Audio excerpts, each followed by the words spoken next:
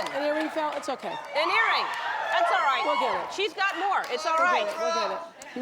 This to me, I've wanted you on the show, obviously, for so long, and this is the first time I did your show.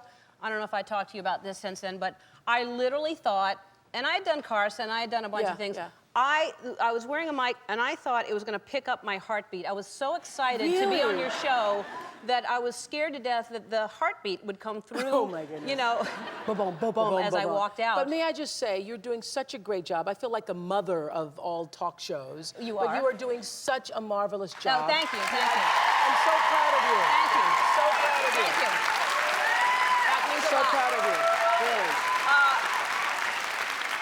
I aspire to... You have fun every day and you keep it clean. Yeah, yeah, I do. Yeah, you know, yeah. and it's a challenge, as you know. I mean, you've done it for so long to keep it fresh every single day. Every day, It's a lot of stuff. But when I was on your show, I was so impressed, and I wanted to show my appreciation. And I remember you asked me, like, what is the first thing you spent money on when you start making money? Yeah. And you said that you love really nice towels. Towels, yes. So You sent me some for Christmas. Do you remember? Yes, of course. Okay, but because I couldn't believe towels were, you know, and I probably sent you like a $50 towel. No, I you didn't sent even, me sent me exactly 2 bath sheets and 2 regulars. Yes. Yes. I said, how lame is that? That I couldn't afford a whole set, so I sent two towels. 2 towels. But I was like... Very appreciated. Yeah, Very appreciated. That's good. And, but it just meant so much to me that, you know, I was on your show. So and what did you start spending money on? Well, now I like cars a lot. Yeah. Cars are nice, and I like real estate a lot. Real estate's good. Yeah, we're neighbors. We're neighbors. Yeah, and you know how I knew you were your neighbors? Stedman was at the deli, at the corner deli, and because we live about 2 blocks from the deli, and he said he ran into you and Portia there. Yeah. And he was there buying some bread or something. There was a long, long line, and he's so tall, so you know it looked like he was with. Yeah, he's eating.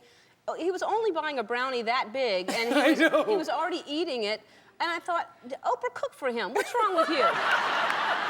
Why don't you cook for Actually, I Stedman? do, but at that particular deli, they do a thing called pumpkin bread that, you know, I'm not good with the bakery stuff. Oh, yeah, he loved it. He said he goes there just for that. Just for that, and he does. Then he hit on me. And then I said, don't you know? But anyway.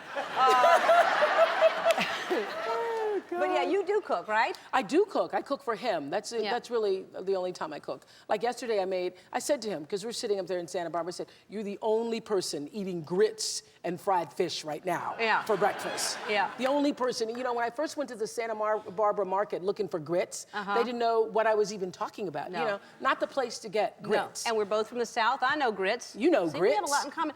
I want to give you, though, in case I get locked out my house keys, if you could keep them. Yeah. And if you ever need to get in, if I'm not in town, this is to my liquor cabinet right here. And Thank you. Thank you. I will be happy to check on anything anytime. Are the dogs there? The dogs, 2 dogs and 3 cats. They're there and full time. If anytime, you know, because I have 5 dogs. Yeah. Maybe they could come over and play. And have a play date. And play date. Ours go out 3 days a week on hikes with Do you other go up dogs. the canyon? Do you do the canyon? Oh, walk? I don't. They go by somebody with. Someone takes them. But I have done that hike. It's a lovely hike. That's a lovely hike. Do you do that That's hike? what we do. That's what we do in that town. We hike. Yeah, I've done it several times, actually. Yeah. I haven't seen you. I've heard that you're around, but I haven't seen you. The same thing about you. People tell me, wherever I go, they say you were there 2 days earlier. Yeah. Yeah. Oh, I got to wait longer. All right, so... I have a suggestion for you, okay? And you can take it or leave it. It's really just a suggestion. Every month, congratulations, you're on your magazine. Every month. And so I think that's a lot of work. It's just too much work. Well, what about if it's, oh, it's Ellen, like, and it's like me and you, elevator etiquette, some tips for different things. All right. And then... That is kind of cute. Yeah, I think so. Yeah. Do you like my dogs? Aren't they cute, though? They're adorable dogs. They're cuter than ours, so we're not going to put mine on. Okay. And then, oh, no, she didn't. And then, that's to sell a bunch, you know? Speaking of that, was it Women's Wear Daily? I saw you all dialed it up. W. Yeah, Women's Wear Daily. Yeah, it just came out. It's very... Have you showed that to the folks? They've seen some of it. I don't know if these folks have seen it. I'll show it to them. Oh, my gosh, you should see them. I'll show it to them. Yeah. Oh. That's it. I think it comes out here next week or something like that. Wow. Yeah. Look at that. That's what I'm talking about. Ooh, yeah. Ooh, who is that? Yeah, I don't know. I had clothes on, though. It looks like I'm naked, but I did have clothes on. Have you ever smoked an eye like that in real life? No, my mother, we sent her the pictures, like we sent her, what do you call it, through the internet? Yeah. I don't know. Well, yeah. And she's like, what about those raccoon eyes? Who did that to you? And I said, Mother, and she goes, well, I'm sure in color it'll look fine. I said, no, it's supposed to be in black and white. She doesn't understand. I thought all glammed up. But anyway, these are suggestions. You don't have to, and the keys, I got your rock to hide them under. Good. All right, we're going to take a break. We'll be back with Oprah. Some more Oprah. I remember that. It seems so long ago. Doesn't it seem like forever? It does. I have not seen that since that night. I haven't either. Really? I haven't either. And it was such a huge, important time in my life. And you are who I wanted to play. Thank you. Thank you. It was you. And it's sad to say that Maya Angelou was my second choice, but she was. Really? Yeah, seriously. It was you or Maya, and you said yes, you would do it. I couldn't believe it. So you didn't have to even ask Maya? No, I didn't. Okay, and now she knows that she was second choice, which is It's okay, horrible. but it's okay. What were you thinking at that time when you actually, that show came out? Did you get a lot of heat for that? Oh, God, yeah. I mean, you know, I got, at first it was a celebration. At first it was really great. And then afterwards it was like, you know. I got a lot of heat for that. I got more heat than I've ever gotten. To participate in that? Yes, I did. And did you think you'd get that? No, I really didn't. Yeah. But it was okay because it was, you know, I did it for you, and I did it because I believed that I should have done it. Yeah. So it didn't really bother me. A lot of people, though. I got more hate mail for that than I've gotten for anything. Wow. She just said she got more hate mail for that than anything that she's done. At that time. Wow. At that time. Since then, I've gotten more hate mail. You've pissed people off since then? Yeah. But at the time, you know, which was really shocking to me. Why would you write hate mail for that? That's crazy. Well, I thank you for doing it, and I'm sorry you got grief for it, but I think it was an important thing for ultimately looking back. Yeah, absolutely. And when you look back, isn't it always interesting to look back at hair?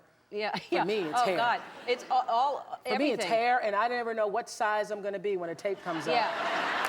You know, when we roll back a tape, I'm like, oh, God, I hope I'm not 200. I hope I'm not over 200 pounds. So, yeah. I have that same thing, and I've only been doing this 4 years, and my hair and my everything has changed drastically. No, but you always look so cute and fresh. Oh, well, thank you. Yes, you do. Thank you. Dancing, yes. Cute and fresh. So we talk about the road trip with Gail. Hey. Now, hey. Did you really? I have never said anything other than that was really hard for me to do that. I bet. I was out on the road for 11 days. It was not fun for me. I mean, if those of you who watched it we're going to run it again this summer consecutively, the whole road trip. And I have to tell you, it was hard. It was really hard. 11 days, her singing. I mean, oh my God. You know, and the thing about it is, it's okay in the beginning, because I was prepared for it in the beginning. If you're in the car for 8 hours and the person doesn't stop singing, that gets to be a little annoying. Well, it seemed like she was trying to annoy you. It seemed like at some point... No, she really wasn't. No. She just did. Oh. She really wasn't trying. She just did. But she knew that you were annoyed by it. But she didn't care. Yeah. She really didn't care. And she was saying, well, I was trying. And there was one point, we're driving through Amish country. And she loves rap music. I don't. Right. And she is singing all the rap songs turned up. We're like those people with the music turned up as loud as it can go, driving through the Amish country with the people on their horses turning, going, Black people in the house. That's what she's doing. Black people in the house. Well, that's what she's singing, going down the road. Well, at least they didn't know who you were. It was Amish country. They don't watch TV. Yeah, they don't watch TV. They couldn't be mad at you or anything like that.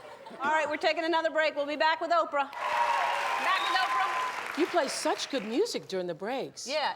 There was a moment, I had a New Year's Eve party in Africa. I know we're gonna talk about Africa later, but I had a New Year's Eve party before I opened the school. And Chris Tucker was there, Chris Rock was there, Spike Lee was there. And there was a James Brown song playing, just like that song was playing during the break. They all jumped up on the stage New Year's Eve and started dancing and singing. It was a line of like 20 black men dancing on stage. I knew it was over because Stedman was up there. Yeah.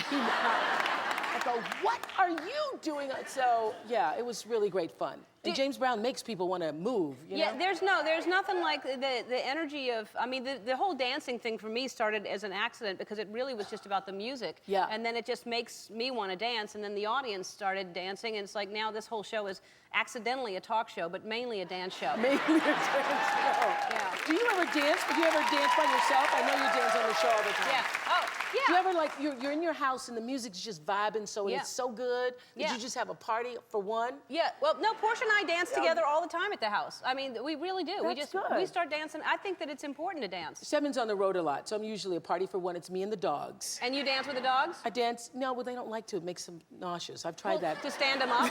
Yeah. I've tried that dancing with the little Sophie, and then she gets a little sick, so that's not good. But no, I have parties for one all the time. And I was going to say, what do you do to unwind? Is it the dogs? Because with your schedule, I'm busy and I don't. With me, it's the dogs. My favorite thing to do is the moment I land in California. You know, I learned this from Caesar, the dog guy, that you have to establish yourself as the pack leader. Because if you've been out of the environment, you go. So the first thing I do when I get home is walk the dogs. We go for a walk. Because then that's what dogs like to do more than anything. Other than eat. Walk on leashes, or they just follow you? No, they just follow you. Well, you know, I live, you know. No, yeah, I know, in a village. Yeah, and so, no, but I walk the dogs. Right. It's the first thing I do, no matter what time I get on night. I let them out, and we go for a walk. And that establishes you as pack leader. Yeah, that's what they and they like that. Got to do that. Yeah, pack leader. All right. And so, because how you. That's what I do to calm myself down. You know, if you were to ask me, what is my favorite thing to do? It's being with my dogs. Being with my dogs. I have 5 dogs. Yeah. Do you want more? And I'm thinking about getting 2 more. That'd be 7, lucky 7. What do you mean 2 more? Do you know the 2, or you're just thinking you want 2 more? I want 2 more. The same kind of I dog? have 3 big, see, at one time I had 5 golden retrievers. And my oldest golden retriever was 15 years old, died, and all of them died. They had a string of cancer, so 11, 12, 13, 14, 15, they all died. So that whole line is gone. And now I have 3, so I'm thinking about getting 2 more Goldens. I have 3 Goldens and 2 Cocker Spaniels. I met those, I think. Yeah, Sophie and Solomon. They're in the car right now, waiting on me right now. They're in the car? They're in the car. They go with you everywhere. Everywhere. They're saying, hope she finishes the Ellen Show. We're hungry. Yeah. And there's a park across the street. I just promised Sophie I'd take her to the dog park as soon as we finished here. Oh, good. Yeah. Her dogs will be at the park across the street. Everybody's going to be out there. That's where we're going after we leave the Ellen Show. Yeah. All right, so it's that, because I was going to say... And I don't understand people who don't love dogs. No, I don't understand how people who don't love animals. Period. That's You're my... right. That, You're right. I think they're the most important thing. Yes. Real quick, because we have to take another break. Hillary and Barack, that's very interesting, right? Yeah, very interesting. Very interesting. Anybody that you're feeling right now? Yeah? You want to say or no? You want to say? I'm feeling Barack. You feeling Barack? I'm feeling Barack. It's tough. It's great to have a woman. And you know what? The thing about it is, it doesn't make the other candidate any less. I'm just feeling Barack. Yeah. Okay. Yeah. And I think it's for me. I'm really torn because I love him. I really love him, and I think Hillary's amazing. I don't just love him. I respect him. I think that he's a fresh new voice in politics. I think that what he can do for this country would be amazing. Yeah. Yeah. I agree. But it's always nice to see a woman running, and I think it's an amazing thing that we have those 2 right now. And I think it's great for the country, don't you? It is. Yeah. What if we ran? You know, I have never been interested in politics, and you shouldn't either. First of all, this pays better. Yeah. And also, you just have a voice to the world sitting right here. Yeah. And over the years, for me, the show has evolved into standing for more. You know, when I first started, I was just happy to be on television. And now, for me, it really is more than a show. It's a voice to the world in order to share stories that really open people's hearts in a way that I believe that we can, Yeah, and which is what we're going to talk about when we come back, because what you're doing in Africa for these girls is incredible. Yeah, I love my girls. All right, we'll be right back again. We're back with Oprah. That was, it airs tonight, right? Yeah, that airs tonight, right after Grey's Anatomy. That's my first Oscar special. You know, it's mine in that I'm producing it, but the beautiful thing about it is we got all of these amazing stars, really incredible, big A-list named stars like Nicole Kidman to interview her friend Russell Crowe, Julia Roberts to interview her friend George Clooney, and Jamie Foxx and Sidney Poitier. Amazing. Really. Amazing. That's the Oscar special on tonight. Yeah. Tonight. Now, are you going to be at the awards? Are you going to watch the awards? I think I'm gonna do it from. From home? No, I'm gonna do one of the parties. I think Vanity Fair. All right, I'll see you there. Okay. Yeah. Now, and any favorite picks for Well, Oscar? I really want Forest Whitaker to win. Don't you? I can't say. Okay. I have to be neutral. Oh, you have to be neutral. Yeah, That's I can't. right. Okay. I'll tell you at the party. Okay. I really, that's he was amazing. Wasn't he amazing? Yes, he was amazing. I loved that movie, and I thought he was incredible. Yeah, and so I'm really hoping, and just not even for that. He's had a beautiful body of work. Yeah. So that's really my favorite for the and he's night. a sweet guy too. And really gosh, nice. yes. He is, his family is, the whole thing. I had a little party for him just because I wanted to say, whether you win or not, Forrest, I'm for you. Oh, that's cool. I'm very proud of you. I think we should do that for people, don't you? Just to have parties for people? No, just to say to people that when they do great stuff. Yes. I'm proud of you, yeah. Yeah. Not everybody has to have a party for you, just to say, I'm really proud of you. Oh, yeah. I didn't know him. I just called him up and said, Kay, can I have a party for you? And he was like, sure. Hey, can I have a party for you? Well, who's going to say no to that? I don't know. Yeah, Oprah calls you and says, can I have a party? No. I can't. But I have to tell you, I was a little nervous about it because I really didn't know him. I'd had him on my show. And then I thought, well, I'm going to have a party for him. I'm going to see if he'll say yes. And he did. I'm going to call some people I want to meet and just say, I want to have a party for you. I realize you can just do that. Yeah. Yeah, you could do that. I am. I'm going to do that. I'm going to think of some people, and I'm going to call and just say, I would like to have a party for you. Hello? Hello? That's good. All right. Now we're going to take another break, and we're going to talk about your Leadership Academy, I promise, next. Okay. Right next, yes. So... I love that moment for her. They are so... You saw the special, right? Yes, I loved it. I loved it. You saw it too, Porsche, right? Yeah, good. It makes you cry and feel good and all kinds. Inspired. You know, I'm asking people to watch this on Monday night, 10 o'clock Eastern, 9 o'clock Central Time. I'm asking people to watch it with their families because I think if you watch it with your kids, can you imagine? I've watched it with other people's kids, Forrest's kids, as a matter of fact, and the children are inspired by it because kids can't believe that other kids are having to study by candlelight and still are at the top of their class. Yeah. What's amazing is how poor they are and how they live, and yet they are so, the way they speak, the way they have the light. They have the light inside them. You know, I went from village to village to village all over South Africa this past summer looking for girls. And that's how I spent my summer, looking for girls. And I was looking for girls who had it. You know, and it is, you have it. I have it. You know when somebody has it. It's that quality that no matter what they've been through in life, there's just sort of a spark. There's a light in the eyes that says, it doesn't matter what I've been through, I still have life, and I believe I can be successful. So this whole school is made up of those kinds of girls who come from the poorest of the poor. The poorest of the poor. I mean, a lot of my girls, I had a Christmas dinner, which you'll see in the special. We had the first Christmas dinner they've ever had, and a lot of these girls are coming from places where they don't eat, and they ate like football players. What we don't show you in the special is that there was a throwing up party afterwards, too. I was going to say, yeah, I was worried about how much. Yeah, they ate so much food. Yeah. And they were hiding it, you know, hoarding it in their pockets and stuff because they wanted the next day they were going to go home to their families and they wanted to take food to their families. Oh, it's incredible. And I love that moment, talk about, you know, it and just getting through anything. When you go back home, when you go to Mississippi and you tell the story of your grandmother saying, watch me. Watch me now. My grandmother had said to me when I was a little girl, and I could see her breath because it was so cold, and she was washing clothes in this big iron pot. Sounds like 1785, but it really was 1955. Probably 1959, because I was 4 years old. And she said, you better watch me now, Oprah Gail, because one day you're going to have to learn how to do this for yourself. And a little voice inside me said, no, Grandmama, that's not going to be me. That's not going to be my life. But I had sense enough not to tell her that. Yeah. But you were 4 years old. I was 4 years old thinking, this will not be my life. And so I'm just really happy to be able to step in for these girls, because these are girls who wouldn't have had a chance. Because what a lot of people who were critical when I came back from South Africa saying, why were you doing this school there? What I think a lot of people didn't realize is that in South Africa, as in many countries around the world, girls have to pay to go to school, girls and boys. You have to pay. There is not a free public education. And so for all of my girls, the girls at my school now, school would have been over for them. a little 12-year-old girl had said to me, if I don't go to your school, school is over because my mother can't afford it. That's what most people don't realize. They have to pay to go to school. Yeah, it's crazy. So eventually, you know, one of my big goals is to eliminate school fees in that country and other countries around the world, because we still live in a world, in different parts of the world, where people think that if you're a boy, you're better.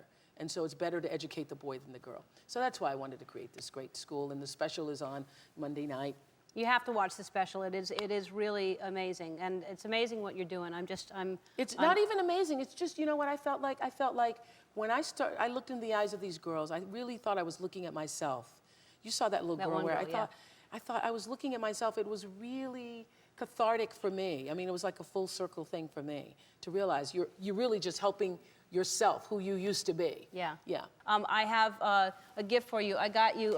Did I ask you if you were nervous about the Oscars? Two more towels. Oh my goodness. I'll have a set. Yeah. I'll have a set. Abyss, which I think you like. And so. Are you nervous about doing the? Are you nervous? Well, you know, I'm going to drink a little bit, so. Do a couple shots of tequila. Just a couple shots just before, yeah. All right. It's a long night. If it's not too dark outside. Bath sheets. Yeah, see? That's what I'm talking about. I got you. Now you have a set. Yes. Yeah. Yes, I only dry off in sheets now. Really? Yes. Yeah, towels are too short. Yeah. Too small. For many years I was poor, and I used to think about the people who had these. You know, I was thinking, like, when I get money, I'm going to get bath sheets. I was so poor, I didn't know there were bath sheets. I've wanted our first guest to come on the show for a long, long time. His new film, I Love You, Man, opens in theaters today. And, what? Ellen. Hello.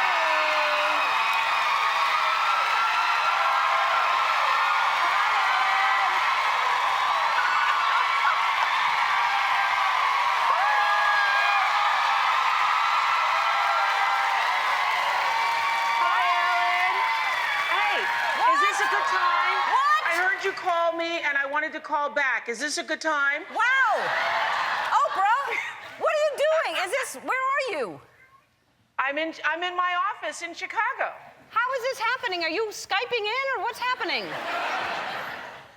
Skyping in, that's exactly what I'm doing. Hi. Hi, Oprah, how are you?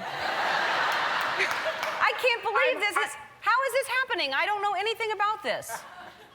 Happening because, didn't you want me to call you back? Of course I wanted you to call me back. I'm just in shock right now, and I'm thrilled to, hi, Oprah. So listen, I was so upset that you were put on hold for 11 minutes. I still haven't gotten over that. Oh, that's okay. Ted was trying to find somebody, I guess. Yeah. But anyway, what's going on? What's on? You wanted me to call you because... Oh, well, Oprah, I had this great idea, see? And I think it's great that you have the First Lady on. Michelle Obama is going to be on the cover with you for the very first time. You're sharing it, and I think that's wonderful. And she's the First Lady, so good, because she's first. But I just, you know, thought it would be really fun if, you know, we could be on the cover together, you and I, because, you know, cause... How do you like that idea? Isn't that a good idea? You know, listen.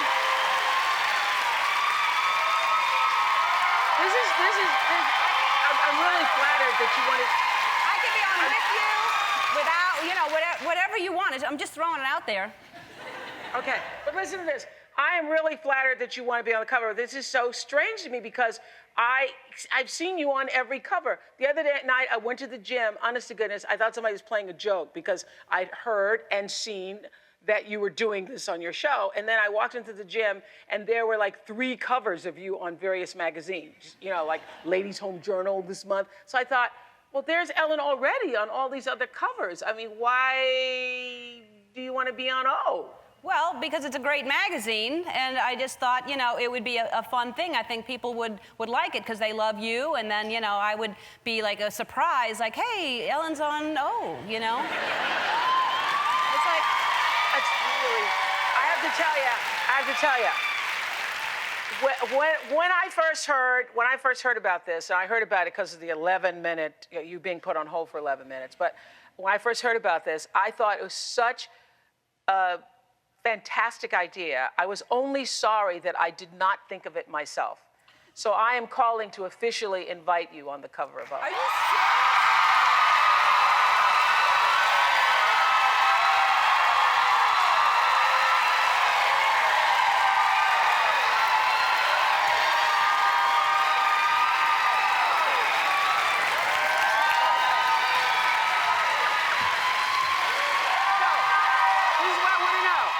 This is what I need to know.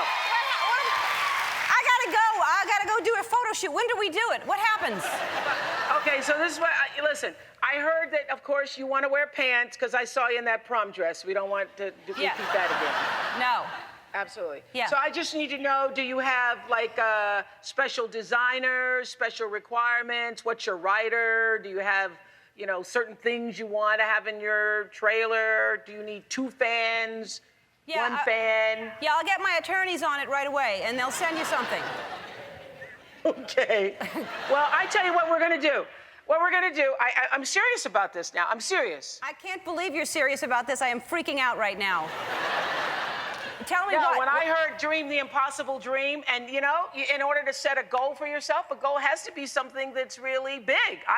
I've watched the whole thing, and I believe that when you dream it and conceive it, you can have it and achieve it, and that's what's going to happen. I agree with you, Oprah. Yes, you can. All right. Now, oh my God, now my goal is going to be for this to be the biggest selling issue you've ever had, because I want that to happen.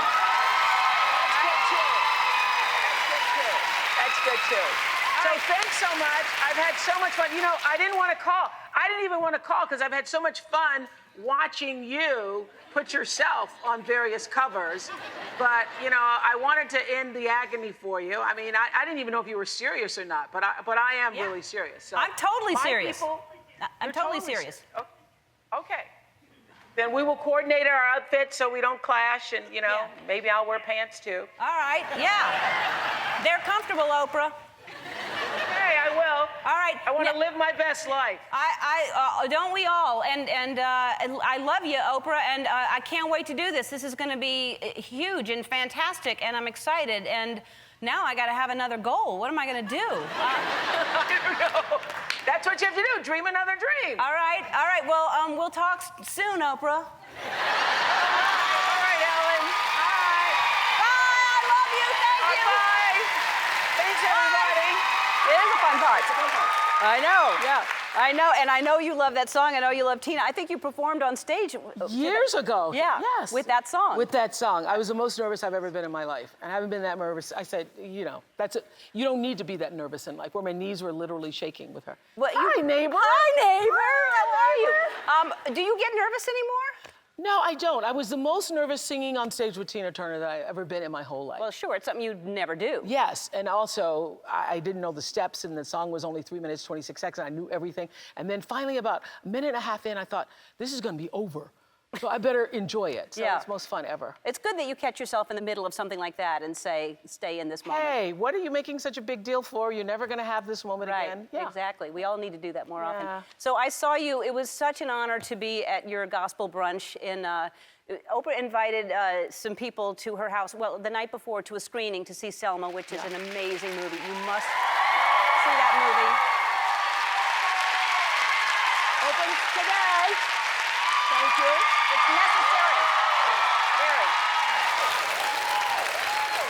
It is a, to me, it's necessary watching. You must watch this movie. You know what's so exciting, too? That in New York, in Boston, in Los Angeles, and Chicago, and other major cities across the country, businessmen have come together and they are putting in a fund so that every 7th, 8th, and 9th grader in the city can go see that film. Wow. Isn't That's that a biggie? amazing.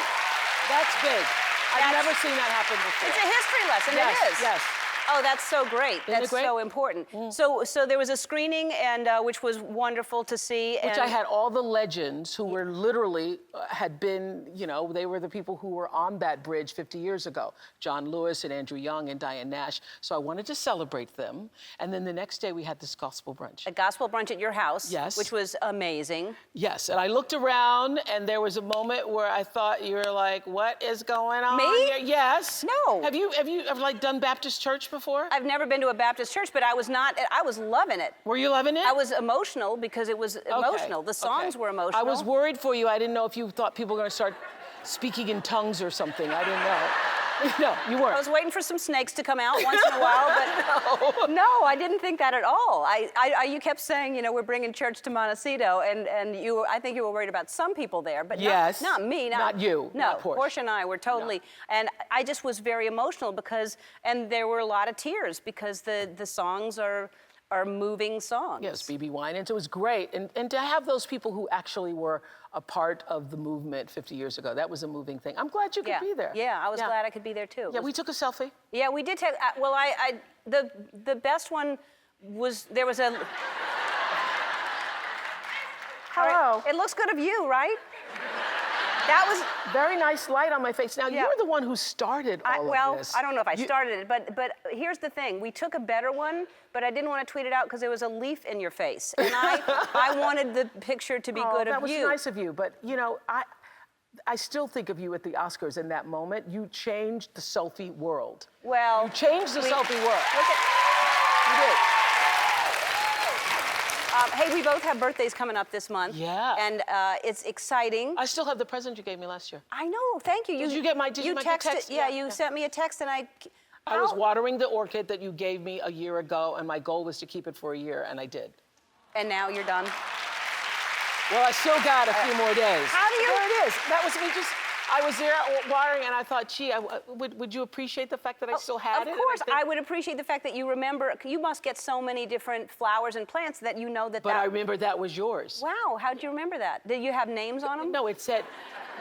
You sent me a lovely note. Remember? Yes, I do. Yeah, I kept that too. Wow, that's very thoughtful of you. No, you're my friend and neighbor. I know, you're my friend and neighbor. I'm sorry, I blamed you for. I blamed your tree for taking out the power in our neighborhood, and I'm sorry. What are you talking about? Well, it was actually our tree, and it was our property, and it went on a power line. It took out the power in the whole neighborhood, but I... You were the one who was responsible. Yes, but I said Oprah lives in the neighborhood, so I blame her. Yeah. How long was the power out? It was out all day long. It was from 6 a.m. until 4:30, and it was Christmas Day. So, that's and tough. I was sick, so I was in my house. You had that thing I had. Remember I told you? I tweeted you, and I said I got it from you. Yeah. Because you said, it was that day, it was the brunch, and you said, I feel like I'm coming down with the flu. You got it? You gave it to me. I'm so sorry. I was so proud. Oprah gave me the flu, y'all. Oh, no, that was tough. That was a bad flu. I was in bed for a week for that, yeah. Yeah, I got over it pretty quick, but it was Christmas Day when there was no power. It's a wonderful thing doing this show when people send you gifts, and they send you all kinds of gifts, right? I know you got like a life-size carving of you, like a wooden carving. Yeah, there's a woman on Twitter named Chainsaw Casey. Oh, that's dangerous. And she carves things in wood and literally sent me like a wood carving thing. It's a life-size. I saw it. Look at carving. that. Like you can't see the scale of it, but it's the size of Oprah. It's like it's actually there. Yeah. So what is one to do with Where that? do you put that? Yeah.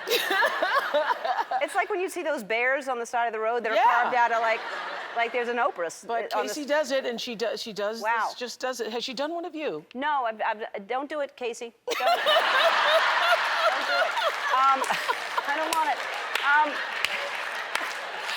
I have so many things that people send me, and they send me things of you too. I've had the coolest, there's one made of sequins of me and you. Was it from our cover together? No, it was separate. Really? It was like one of me and one of you. They've done things of me and you, but this is entirely of lint or some kind of like wool or something. This is me, just to let you know. Is it? Well, that's what. Is it? It's supposed to be me, and this is supposed to be you.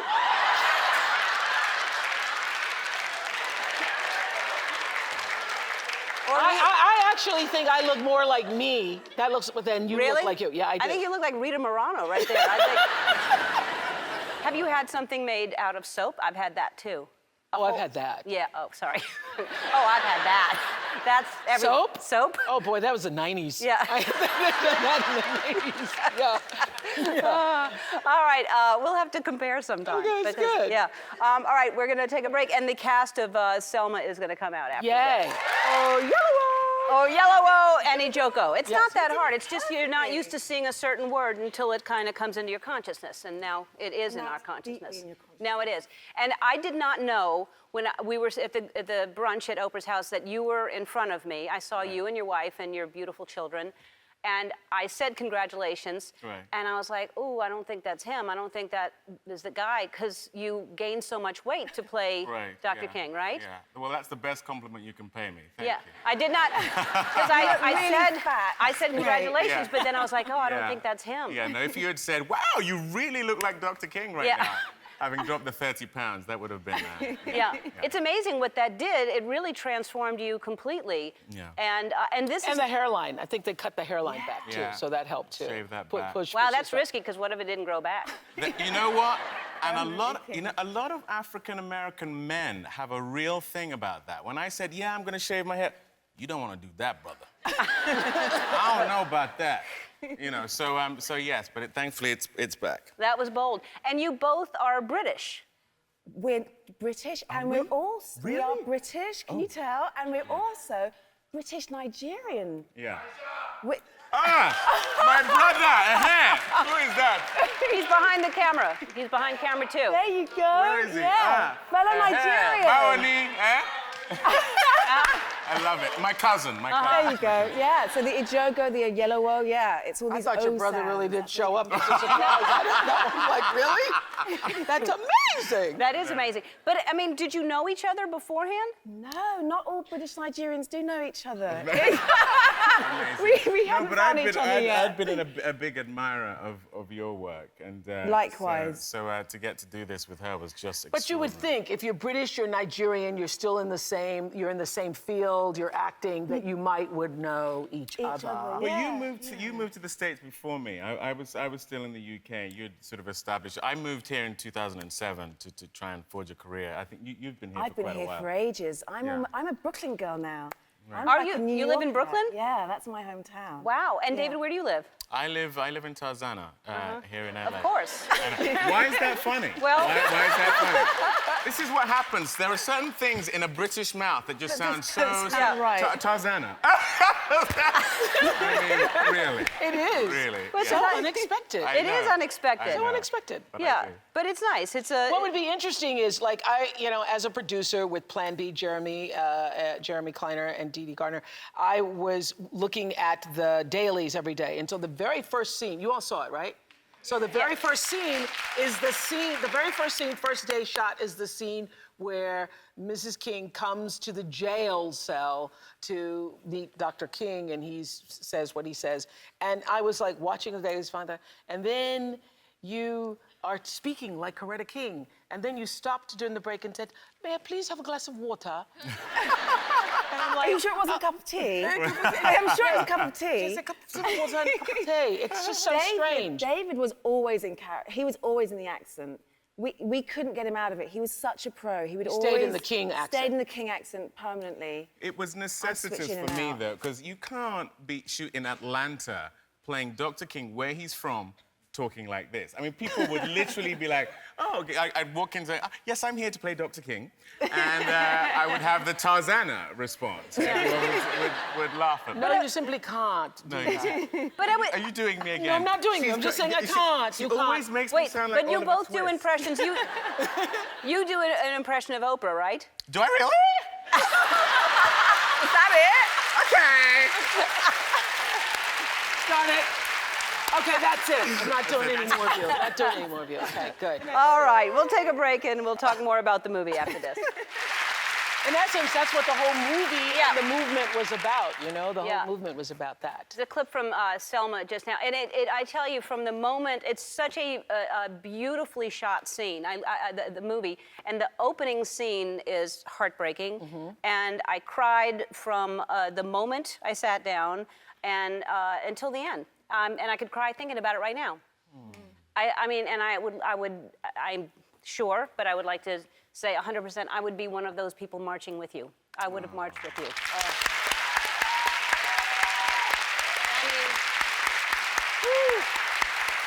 So many people come out of the cinema with the same reaction. It's such a galvanizing film in that way. Yeah. So, like this very visceral reaction, and then to think that it's all in our hands. It's all possible within ourselves. Yeah. To find that sort of heroism. That strength to say this is not right, and even though it does not apply to me, I'm gonna stand up for somebody. Stand with you. And that's what that movie was. Yes. Yeah. And it's so amazing. I mean, I won't tell you what the end is, but when the footage from what happened then and what happened now, what happened then and now with the movie, it's blended where you get to see all the real people. That gets me every time, every single time. Yep.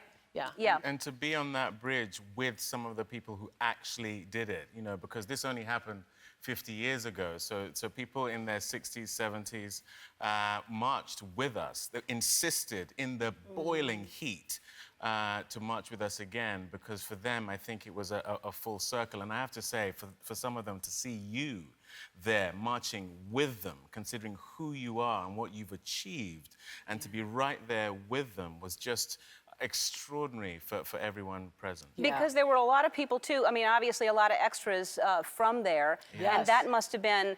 And I was like, oh, those white people must be so scared right now. I mean, because all the people that are playing these bad people, they must have I actually felt that too for the white people. So during the takes, I would say, hi, white people. Hi, white people. I know you're really nice, white people. And then I love this moment. I've told this before, this moment where the young woman goes up to Ava DuVernay, our amazing director, and says to her, do you want me to say the N-word when they come across that bridge? You want me to say the N-word, or do you want me to say the word? Like the whole word. You want me to say the whole word? Yes, she said. You don't want to scream, hey, N-word. Hey, N-word. Go home. You dirty N-word. You dirty N-word. No, so people were they were feeling like, wow, this isn't who we want to portray ourselves as being. So I was nice to people doing, want some water, you nice white people? Yeah. No, because it must just make you feel, awful. Playing those. But it was really, I'm telling you, it's an entertaining film, but more importantly it's a history. It's a lesson in history that I think everybody must see. And doesn't it galvanize you, though, to think that you could, if they did that, then you can do more, you can be better, you can, I find it very strengthening and inspiring. And especially right now, I think everybody needs to stand up and say what's right and wrong, and especially right now. The movie is doing so well. It's nominated for 4 Golden Globes. It's Best Motion Picture Drama, Best Actor for David, Best Director for Ava, Best Original Song for John Legend and Common. And it's just, and this is the second time you've played Coretta Scott King. That's right. Wow. I can't think of anyone that's had that privilege to play the same character. And you met her, twice. right? And I got to meet her before she died, which was really quite amazing. And she was a really extraordinary woman, and it was such a privilege to get to really reveal much more of her personality on screen than maybe we got to know in her real life. Yeah. You know, she's behind so many great men are these amazing women, and she was definitely one of them. Yeah. Yeah, I think what's really pretty profound is that the King children, Bernice King, Dr. King's children, Bernice King and Martin Luther King III, both came up to me and said how you really did their mother justice, because they, lived a long time with their mother. Didn't spend as much time with their father. They both loved the movie and, David's performance, but they didn't spend as much time. They said, you really got their mothers. I thought so, too. And I was sitting behind Andrew Young and John Lewis as they were watching, and they were saying, whoa, she's got that Coretta. She got Coretta. Well, both of them. I mean, really, just fantastic. All right, we have to take a break, and we're going to play a game, the four of us, when we come back. It'll be fun. Fabulous. Yeah. It will? Yeah, it will. Okay, we're going to play a quick round of heads up, and it's acted out sidekick. So Oprah and I are going to work together to get you two to guess what we're doing, and we can't talk. We have to just act it out. And all right. Okay, here we go. All right.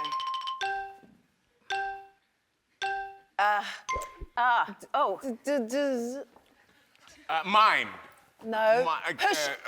Is it Push and... open doors? Revolving door. Yes, yes. Oh, well done. Okay. Did it change? Oh. Oh. Seamstress. Oh. Waxing somebody. Waxing. Dancing. Come dance with me. Dance with the stars. Waltzing. Yes, Waltz, yes. waltz, waltz. All right, cool.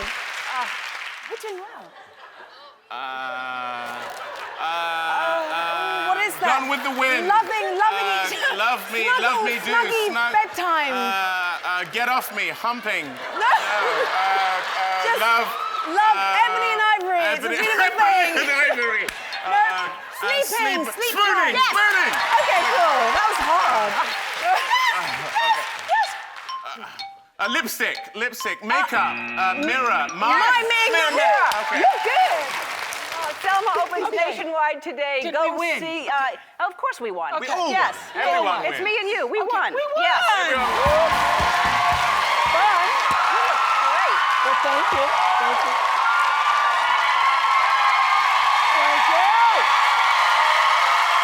Ellen's people. Ellen's people. Hi. Thank you. Thank you, very good. Thank you. Woo! Howdy. Hi. You just look fantastic. Well, thank you you. look so good. Thank you. Now, I have not been back since I started the show. I got back in August, so I haven't been up north lately, but we are neighbors, and you have brought me vegetables once. Actually, a couple of times. No, twice. Okay, thank you. Twice. You missed that time. No, twice. But now, I know you have a big garden. I know you have an overflow. Why don't I get more? Because... And you see how you just forgot that I actually bought it the second time? It's because when I brought that big basket in, and you said, what am I supposed to do with this? Oh, no, I didn't. Yeah, you did. You said, what am I supposed to do with this? Because, you know, I decided you don't cook. You don't cook. No. And you do not get as excited about basil as I do. I get really excited about basil and keeping the basil. So I decided I would just give the vegetables to other people. Oh, no. I would give the vegetables to other people. Now, you all don't know this, or maybe you do, that Ellen gave me an apple tree for my birthday. Yep. Yes, which is now bearing fruit. I thought to bring you the fruit. But? I thought better of it. Oh, no. They're my apples. I said, I'm not bringing her those apples because, first of all, Stedman loves apple pie, and we can just use the apples for people who want to use the apples. Well, I'll come over for apple pie and have it with Stedman. Okay. I thought you would, like, feed the apples to your horses or something. Well, Portia would definitely do that, but there's nothing wrong with that either. Are they big apples? Are they tiny? They're not tiny. They're not the little cranberry. No, they're not that. They're not tiny. I should have brought them. I should have sent you. I was passing them this morning. I thought to take a photo, and I thought, I'm not going to do that. You have the most amazing property and the most amazing trees, and that's why I gave you a tree, because I know you love trees. But really, you have a magnificent... Well, you know, having that property was a dream of mine. I remember when I was doing the color purple. That's where I said, that's my favorite tree on the property. We call that the Promised Land tree. So I remember when I used to go to church with my father on Sundays. He had a big green 1958 Oldsmobile, and we would drive through the rich white people's neighborhood. After church, any black people ever do this? Drive through the rich white people's neighborhood, and you would look at the houses. I would drive through rich white people's neighborhood. You drive through the rich white people's neighborhood. I was poor. And you'd look at the houses. And I would dream about a house that I could own one day or possibly live in one day. And all the houses that I love were surrounded by lots of trees. So I, in my mind, measured wealth with trees. So the more trees you have, the wealthier you are. And I do believe I won. Yeah. I think I won. Now, I think you won. now I look out at my yard in the morning and all the trees. I measure, you know, success by trees. It really is a spectacular property. It's unbelievable, and you've been doing a lot of work there, and now, but you're moving to Colorado. Well, because they have more trees. It's more trees. So you and also there's seasons there. I love California, but you know we're in a drought, and I didn't know what the governor meant when he said only flush when needed. So I'm thinking, you know, there's water in Colorado and there's more trees in Colorado, and also I like having seasons. So what are you going to sell your place down the road? No, I will never sell it. That. Yeah, I'm gonna keep that. But you'll be in Colorado, mostly. I'm like you. That I've been building for a long time. And I know you love houses. I love houses. And I love the new Ellen DeGeneres home book. Have you seen it? I have seen it. It's fantastic. Yeah. I'm so glad for everybody else to see it because every time I go to Ellen's house, I am one of those people who's like, where'd you get this? And where did you get that? And where'd you find that chair? Where'd you get that door? Where'd you find that floor? Because you have a knack for it. I love doing it. Yeah. I love doing it. Yeah, but and it made me feel really good that you love the house so much. No, I love the house, and I now love the book. Yeah, thank you. Yes. Thank you. It comes out next week, so then you'll all get a chance to see the book. It's gorgeous. I mean, that is a gift of yours. That's why I was so excited about Ed and Ed at Home, because that really is a natural extension of you. Thank you. It is a natural, like I'm giving birth to it. Yes, it's a natural extension. It is a natural extension. We both love animals. Yeah. You have, that property is big enough that you could have more animals, but you have 5 dogs. And do they sleep in the bed with you? Okay, the 3 do. The little 3 do. And then Luke sleeps in the window seat, and Layla, the golden on the far right, she sleeps on the floor. Now, only the 3 sleep in if Stedman is there. Stedman just said enough already, 5 dogs in the room, too much. But when Stedman's not there, those 3 sleep in the bed. I actually had a pinched nerve in my back. Because have you ever done this where the dog's in the bed and you're over on the corner and you don't want to disturb him? And you don't want to disturb the dog. And so you end up with I had a pinched nerve as a dog. No, well, we have 2 dogs that sleep with us and 1 cat. And my cat, Charlie, either loves to be, like, I have to spoon her, and she will cry in my ear until I lift the cover, and she gets in, and I have to be like that. And there's another cat that later joins us, but she likes to sleep around my knees. So if I have to get up, I'm sleeping like this, and if I have to get up to go to the bathroom, I have to slide myself up and out to not disturb. I know that feeling. Yeah. I know that feeling. Because God forbid we disturb that animal. That's you know? right. That's right. They need their sleep. Absolutely. They have to work tomorrow, you know? Oh, man. Oh, man. But do you bring them all when you'll bring them to Colorado? And Yeah. You have to be careful, though, with dogs. You know, up where we are, I am very, very careful with the little dogs still. You know, when I came to your house, I was like, oh, I think the cat's going to... You have to be very careful because of coyotes. Yeah, I know. Yeah. I know. I am very careful. And snakes. And snakes. Do you have snakes on your property? I haven't seen one. There, you got them. Yeah. Not allowed. I don't have snakes on my property. All right, we have to take a break, and we're going to talk about Weight Watchers and why you don't call me when you're going to invest in something. We'll be back. Thank you for doing it. Thank you so much. It was so well done. I texted you afterwards saying thank you so much because it was really it's so the whole series is amazing, but I can't thank you enough. It was great. Well, we wanted you because you are a master of teaching people how to live their truth.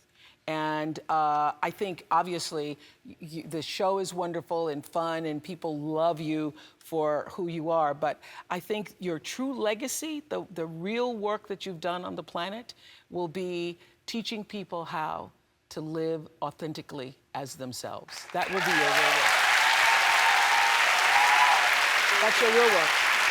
And, you know, when I first started the network, I loved this idea of masterclass, using people who are known, well-known, to tell us about their lives in the form of a class and all of the lessons. And my favorite lesson that you share with us this Sunday night on OWN, my favorite lesson that you share is that when you're going through hard times, the hard lessons often are the ones that help you through. They always are. Yeah, They're the biggest gift, and it's interesting that way. You know what? I didn't know, and I was surprised at myself because I'm pretty empathetic as a person, but I really didn't realize until I saw that masterclass how hard it was for you to say, I'm gay. You know, I'd read articles about it, but I really didn't know that. Yeah. So I felt like I came out of that masterclass. Have you all seen it? Did they show it to you? I think a couple of people have seen it. Okay, I came out of that masterclass having with a greater level of respect and also love for you. Oh. Love for you. Thank you so much. So first of all, I want to talk about Belief, which is also on OWN and an amazing series. But let's just talk about Weight Watchers for a second. So you decide you're going to buy some stock in Weight Watchers because... No, this is the way it happened. They called me, Weight Watchers called me like mid-July. We had our first meeting in August, and they said, we would like you to come aboard our program and, you know, do what you do. Self-empowerment, self-enrichment. We think that you can bring another level to us for Weight Watchers. I said, I can't do it unless I actually go on the program. Because first of all, I've never endorsed anything. I've never, you know, been a spokesperson for anybody. So I would have to do the program myself. To see if I actually like those points, because I've been resistant to points. I think early, like in the early 70s, I might have gone to a Weight Watchers. I never went to a meeting, but I might have signed up, but never really went through the program because the whole idea of points, I was like, I don't want to be counting points. So I said, let me try it and see if I like it. And as of today, since August 12th, I've lost 15 pounds. Wow. But I'm excited about Weight Watchers being able to bring a healthier, more holistic approach for everybody. Now, I didn't tell you about it because I wanted to play the stay out of jail card. I wanted to, for both of us. But did you know that it was, can I tell people what happened if they don't know what happened? Do you mind? Okay, tell Okay, us. so Oprah, what, 10% of the company, is that what you bought? Yeah, I did. Okay, so the stocks were trading at $6 a share. She goes, what, like $40 million put in. In one day, she made $45 million. It doubled by the end of the day. Now, had she made one phone call to me, I couldn't have put 40 million in, but I could have put a little bit of money in. No, but we want to stay out of jail. Yeah, so I know. That's it. But you didn't know it was going to double. No, you were I just certainly investing didn't in the know that. property. I certainly didn't know that. What I said to them was, you know... It's good that you're not hurting anymore, though. I'm so happy for you. That's, you know... Getting more trees. But this is the thing. This is the thing. Weight Watchers actually has given me the tools, because everybody who's done a diet, you know that you promise yourself, and then Monday, and then by Monday afternoon you say, okay, I'll start Tuesday, and then and so there's always something coming up. So Weight Watchers has actually, these past 2 months, given me the tools to have accountability to myself. So like, so far today, I've probably had, when I was in the car, I was kind of 17 points. So it means I have now 13 points left. I get 30 a day. And it really depends on your weight, your size, whatever. And so I know I can now have 13 points left for the day. So it works. Woohoo. All right. Woohoo. All right.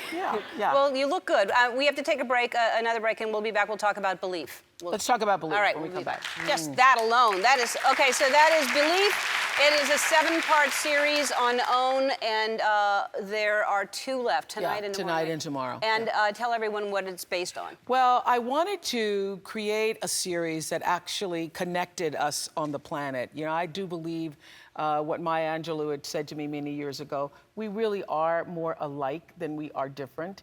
And even in our beliefs and our faith, I wanted to create a spectacle for the spirit that was like what planet Earth was for our planet, for the physical planet. So to be able to see, like in our first episode, the little Jewish guy in Hungary, in Budapest, and the Appalachian grandfather, to be able to see Reshma go to India, to the largest human gathering on Earth, which in fact, in the beginning of filming this series, my team, we were talking about me going, and then when I saw it, I went, no. so glad I said no to that. Because wherever 70 million people are gathered at one time, there are not enough bathrooms. That's what I thought. That's what I was like, thought. where are they going to the bathroom? Where are they going to the bathroom? That's what I thought. Yeah, I mean, that was my first thought. Yes. Just going on safari was enough for me, but 70 million people. So you had a safari moment like I did with the elephants. Yeah. Yeah. Scary. Scary. Yeah. Yes. Not as scary as some things I've seen recently with this new documentary, The Soul of an Elephant. Have you seen that? No, I haven't seen that. You should see that Okay. documentary. Anyway, so it's all about different beliefs. We do Christians and Jews, and we do Muslims, and we do Hindus, all the big religions, Catholics. And the one thing that I learned with this whole series is Maya was right. Throughout our planet, people have different ways of believing, but the heart is all yearning for the same thing. And in that way, we are connected. And in the same way that all real, true religions, all the great ones, share the commonality of love and compassion.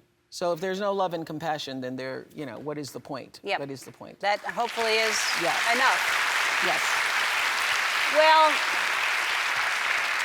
thank you for being here. I love you. Right now, you can see one of my co-stars from Magic, Michelle, right now. Get your dollar bills ready for Oprah Winfrey, everybody.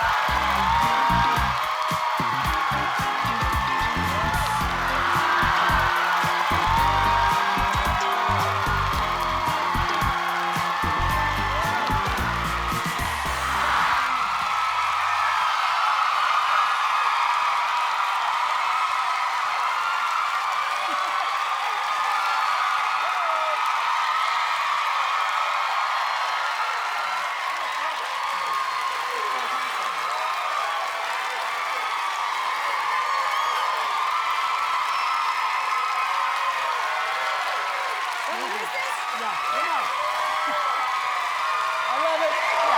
I think in 14 years, I would have been 2,000. Yeah. Year 2000. Yeah. Whoa. So, I know.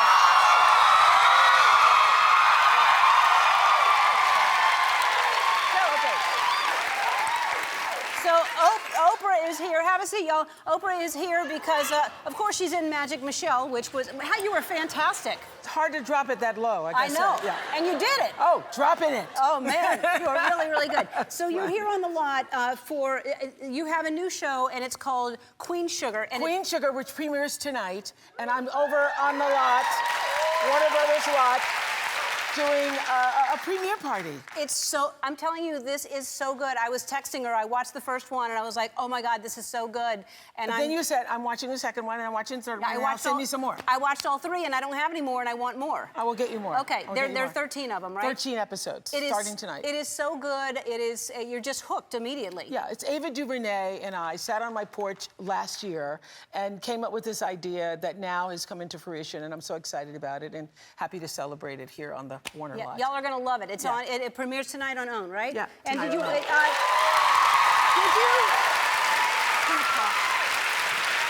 o'clock. I have not seen you. You are my neighbor, and you usually bring me some nice vegetables from your garden. And where have you been all summer? I was away with my girls. You did see me. It was the early part of the summer. Yeah. Remember? I was sitting around. I have all these college girls that and. They said, isn't Ellen your neighbor? And I said, yeah. They go, can we go see her? And we did. Yeah. We came to your house, and you were nice enough to let us in. Of course, I let you in. Ellen is, Oprah is here. No, don't let her in. No, those girls were so smart. Yeah, Super smart. All right, so thanks for being here. The show is called Queen Sugar. It is so, so good. It's on OWN. It premieres. And you wouldn't say that if you didn't mean it. I really would not. That's why when I got the text from you, I went, whoa. Yeah. I said, Ava, Ellen likes it. Yeah. Yes, thank you. I would not say it if I did. I love it. I love the cast. I love the music. I love everything about it. It's great, and it should be a big hit. Let me just say, 14 years, I know what that is. Congratulations. Yeah. I know what that is. Thanks. I love you. I know what that Oprah takes. Winfrey, everybody. We'll be right back. 20 years. Wow. I mean, I hadn't watched it until a few days ago, since it aired. So did I. Yeah, you saw it. What a great show. I was LOLing for real. Yeah. Just alone and It watching holds up. It holds up. It's funny from beginning to end. All of it's funny. Yeah, thank you. Even I was funny and didn't think I You was. were very funny? I was so nervous. And you were cracking me up. You know, especially like in part 2 where you're talking about the civil rights and going to the back of the bus and like, oh my God, do we have to go to the back of the bus too? Yeah. Yeah. Right. It was everything. Well, I called you. I was driving. I remember where I was. I was pulling onto the 101, and I called you and asked if you would do this. And I was really shocked that you said yes. And my second choice... I said yes immediately, did I not? Yeah, you did. Yeah. You did, which... It wasn't even one of those, wait, let me think, let me see. Yes, Yeah. And my second choice was Maya Angelou, and but you were my first choice. And because I thought, first of all, I love you and you are the queen, and I thought you would legitimize all of it. You would make it, like people would go, oh, we're not trying to make a joke of this. This is actually serious. Well, the thing is, I didn't even think about, I didn't even give it a thought. I didn't even think, oh, gee, what will this cost me? What will other people say? How will I be presented? I just said yes because I so believed in your truth and I so wanted to support you. Did you, but I mean, we've talked since then. So when you said yes right away, even though you've done all the shows about, you know, at that time... I was doing coming out day on the show. Right. But never using a dramatic format like what you had. You had a different platform in which to reach millions of people. I heard 42 million people watch. Yeah, it was at the time I think the largest audience of... Wow. But you got so much hate mail. I couldn't believe it. I mean, like really nasty. So, it was so bad. The next day after the show, I flew back to Chicago, and the next day our switchboard, I mean, we had to put another person on the switchboard. I remember something like 900 and something calls. They couldn't keep up. And I said, well, what are people saying? And the switchboard, I was like, you don't want to know, ma'am. You don't want to know. And I said, no, I really want to know what they're saying. And so I started looking at the sheet. And there was a lot of, you go back to Africa's. And I was like, go back to Africa over a sitcom? I was on a sitcom. I was talking to Ellen. She spoke her truth. And a lot of the N-words, a lot of vile, vitriolic stuff. And, you know, I just, I've been thinking about it, knowing I was going to come on the show. And I was never so surprised by the hatred and the how loud it was, you know, because up until that time, I'd never had that kind of thing slamming me in the face. And what I thought was, oh, gee, I misread that everybody was like us, that they were open-minded and that they were receptive and that, you know, wanted people just to be who they are. So it taught me a lot, actually. It really did. Yeah, it was surprising how many people I upset, because my whole thing, and I've said this before, that I was a comedian, I was funny, and I just also happened to be gay, and I just got tired of hiding it, and I thought, well, nothing's gonna change. I'm still funny, I'm still the same person, they're just now gonna know, and plus I assumed that people did know. I didn't think it was gonna be that much of a shock. And so it really just 20 years ago, nobody was actually saying it. Right. So I don't even think it was a shock. It was like, you know, that woman that was, the clip that you ran earlier in my show, like, well, you don't have to tell anybody. You know, 20 years ago, people kept things to themselves. Yeah. They were quiet. You hid the fact that your husband had an affair. You didn't mention it. You were pretending to be who you weren't in a way that we no longer find acceptable in our culture. Well, and you are responsible for so much of that changing. Well, you were the bravest woman ever. I'm happy that I found that in me. Thank you. When you think about the kind of courage it took, and I know I did a full-on interview with you, but now with time and perspective, I mean, just watching the other day for the first time, and since we did it, I was thinking, well, if I got that kind of hate mail and vitriol, what must you have gotten, and what must that have done to your spirit at the time? Yeah, well, I had a lot of death threats, a lot. And there was a bomb scare when we shot. Mm-hmm. But it was tough. I mean, there was always, you know, that's why most people don't come out, is because you think you're gonna lose your career. And so people just choose a career over, you know, being truthful. And I just decided to feel that was truthful was more important than a career. But were you ever really scared? Were you ever afraid that some crazy would actually act on it? Yeah. And I did have some incidents where I'd be walking down the street and people would scream and out of a car and scream at me, or, yeah, there were some violent things that happened. But, and just been made fun of, like on late night television, like I was the butt of every joke. I was constantly made fun of. Yeah. And so it just turned around and, You know what I think, though? This is what I think for everybody who goes through anything where you have denied the truth of yourself, and then you're brave enough, you're courage enough, you have the courage because your whole calling is about you being who you were meant to be. And the fact that you did that, you would not be who you are, Medal of Freedom, President Obama wouldn't have said those wonderful things about you that were all so true. You wouldn't have been able to open hearts and touch hearts and change people's minds and make a difference in the world had you not had the courage to do that. And 20 years ago, you had no idea it would put you in this seat. No, and that's why I always encourage people, because it really did teach me, no matter what the cost is at the time, it is always important, like you said, whatever you believe, whoever the essence of us is. We are born, we are all individual, we are all unique, and we are supposed to be that exact person. We're not supposed to conform, we're not supposed to be like somebody else, we're not supposed to act like somebody else. And as long as you stay true to exactly who you are, you will be rewarded in ways that you can't imagine. That's right. Absolutely right. All right. They keep telling me I have we have a message, a surprise message. So I don't know. There's a lot of surprises today. Okay. Hi, Oprah. Hi, Ellen. Gosh, I wish I could be there in person, but Barack keeps booking us on all these vacations. In fact, I think we've got a kite surfing lesson in about 5 minutes, so I'm going to make this short and sweet. But seriously, Ellen, congratulations on the 20th anniversary of announcing to the world who you really are. Time and again, you have shown us what love really means. You are brave. You are kind. You are a terrible person to go shopping with. And I absolutely adore you. Congratulations again. Love you much. I love you too, Michelle. We'll be right back. Well, I will never stop thanking our next guest for being a part of my coming out episode. Her character was the reason mine came out, and I can't imagine anybody else playing her. Please welcome Laura Dern.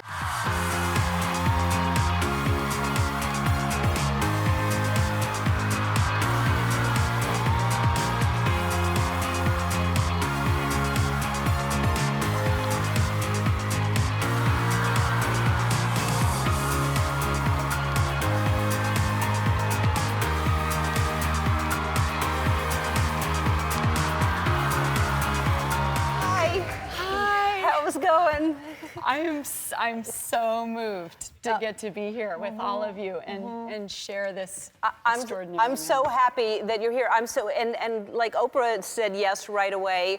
I saw you at my birthday party, and I asked you to play that part, and you right away said yes. Yes. As well.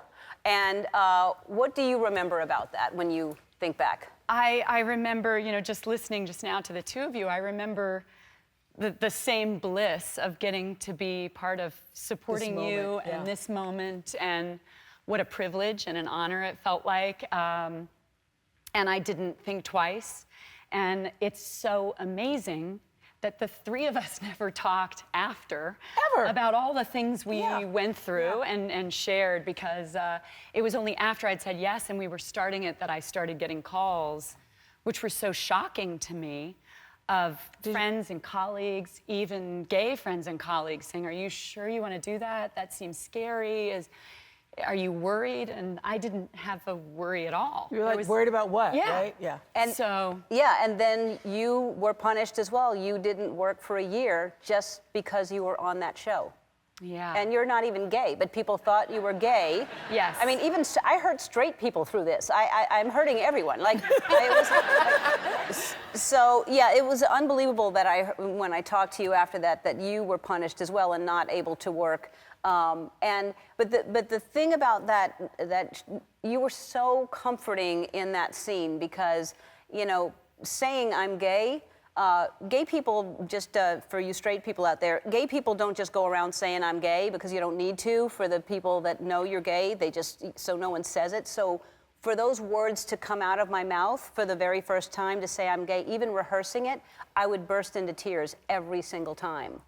I have to say, just watching the clip, it made me so emotional because of all the things I feel privileged to experience in my life, as a human, but also as an actor, there's no greater gift than being the person that was with you and looking in your eyes as you said those words. And when we did rehearse, you even whispered to me at once, maybe I'm not going to say it because I haven't said that out loud.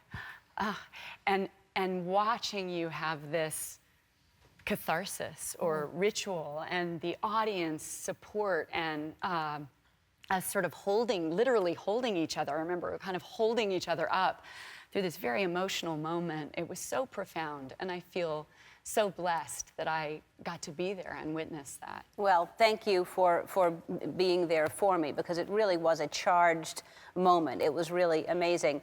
And people, so I mentioned that people assumed you're gay. I don't think they do anymore. You got married. Not that means anything. A lot of people get married just to pretend. But you were married and have kids. And of course, you and Gail are still in a relationship, right? I think me being on that show didn't help that situation at all. I mean, thanks a lot. Thanks. Yeah. Just stoking the fire. Yeah. I want to take a moment to say how incredible to be sitting between the two people who've walked us toward our truth in such extraordinary ways. What a blessing to have been part of this and be here to celebrate the bravery to remind people to be who they are. And whatever the consequence is of doing that, it brings everyone with you when you're willing to be that true to yourself. And that's extraordinary. I love that fact that you sent me a text. Oh, okay, tell them the text you sent me. I thought it was funny. I hadn't thought of it that way. We were texting the other morning, and and I said, it's so weird, because 20 years ago, on my show, you were a talk show host, and I was an actress, and now 20 years later, I'm a talk show host, and you're an actress. And I said, aha moment, aha moment. But speaking of actress, when you came over you brought your girls, and you came over to visit me at the house in Montecito, and you were on your way back to shoot The Immortal Life of Henrietta Lacks. Yes. And I watched it last night, and it is fantastic. It's on HBO, and it's such a great story. And I should have asked you then. I felt like I should have known who that is, but I didn't know who it was. But now you do. Now I do, and it's a fascinating story. That's why I did the movie. Yeah, it was so now you do. fantastic. Thank you. Congratulations. All right, you'll be back later in the show. We have my cast coming out next, and we'll be right back. We are back with the cast of the Puppy episode, and I'm being told there's another surprise. Actually, I know who this is. I should say, I don't know what the surprise is, but I know who it is. It's Peter Roth, who is the president of Warner Brothers Television. So Peter Roth, come on out.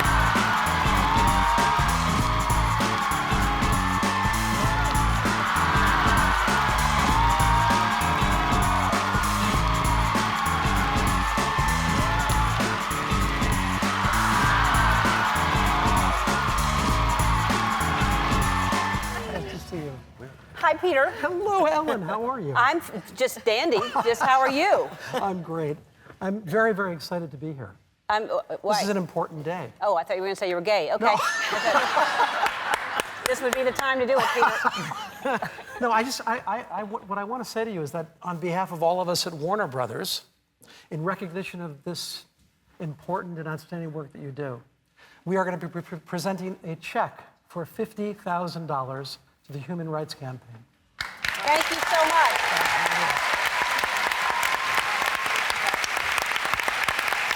Good. Thank you so much. I have to say, I have had, this was a very tough show for a lot of people to buy. A lot of station managers, affiliates did not want to air this show.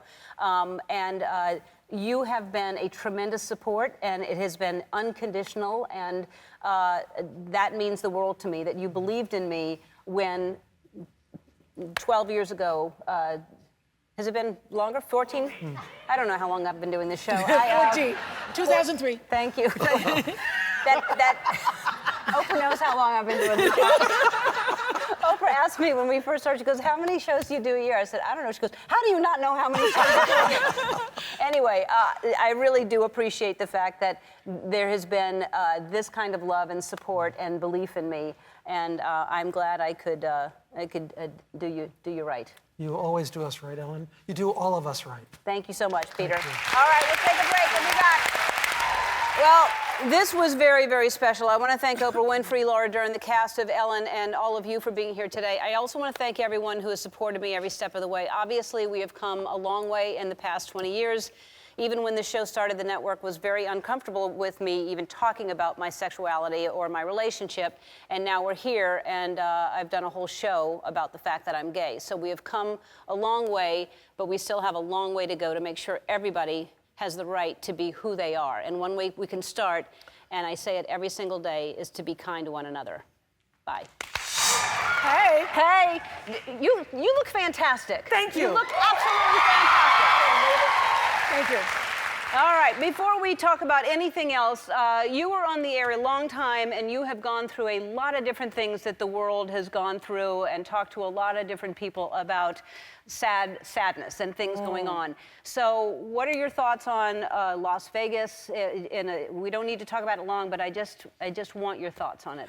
I feel the soul of the nation. I feel the ache that we all feel. And as the names are coming out and you get to see who they are by name, I speak their names out loud in thoughtful prayer.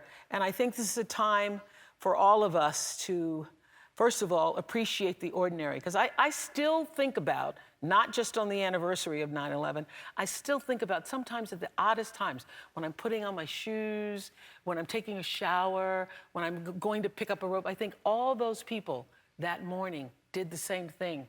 And it was such an ordinary day. And I think about everybody who went to that concert the other night. It was just an ordinary day, and how excited everybody was to be out in the open air and be at that concert. And then they didn't come home. So it helps us to, this is a reminder to all of us, to appreciate the ordinariness of our days, because that's what makes life extraordinary. Yes. That's what it yes. is. And I will say, this is the best I felt in the past couple of days, being able to spend time with you and come to the show. Because the one thing that you do, you know, we all have ways of teaching and healing, and I did it for 25 years on the air, and I say this with just the deepest love for you. You make everybody feel better. You make everybody feel better, and this show makes everybody feel better. So it's one of those things, you know, when you're watching the news, and I say this in the middle of, past couple of days, a friend called me crying. I say, turn off the news, turn on Ellen. You'll feel better. Turn off the news, turn on Ellen, you will feel better. It's true. I love you. Thank you. Yeah. Thank you very much. That's really sweet. And I agree with you. I think of this, it's so weird. I think the same thing. I think about people that you're driving or you're whatever you're doing, and you just never know what is 5 minutes away. And to think about that and to remember and to be grateful every single day for every ordinary thing. The ordinary things. Yeah. It's the simplest little thing. Yeah. I saw, we do mood boosters on the show. We show these little things to boost people's moods. And I saw this clip that you showed. I think did you Instagram it about the eagle? Alaska? Yes. Yeah. This is beautiful. By the way, I saw one recently. They're amazing. Where? On that beach we were talking about earlier. A juvenile. In our neighborhood? Yes, a juvenile bald eagle. But take a look at this. There's one. Oh, there's an eagle flying. Got him. Wow. Two of them. Two.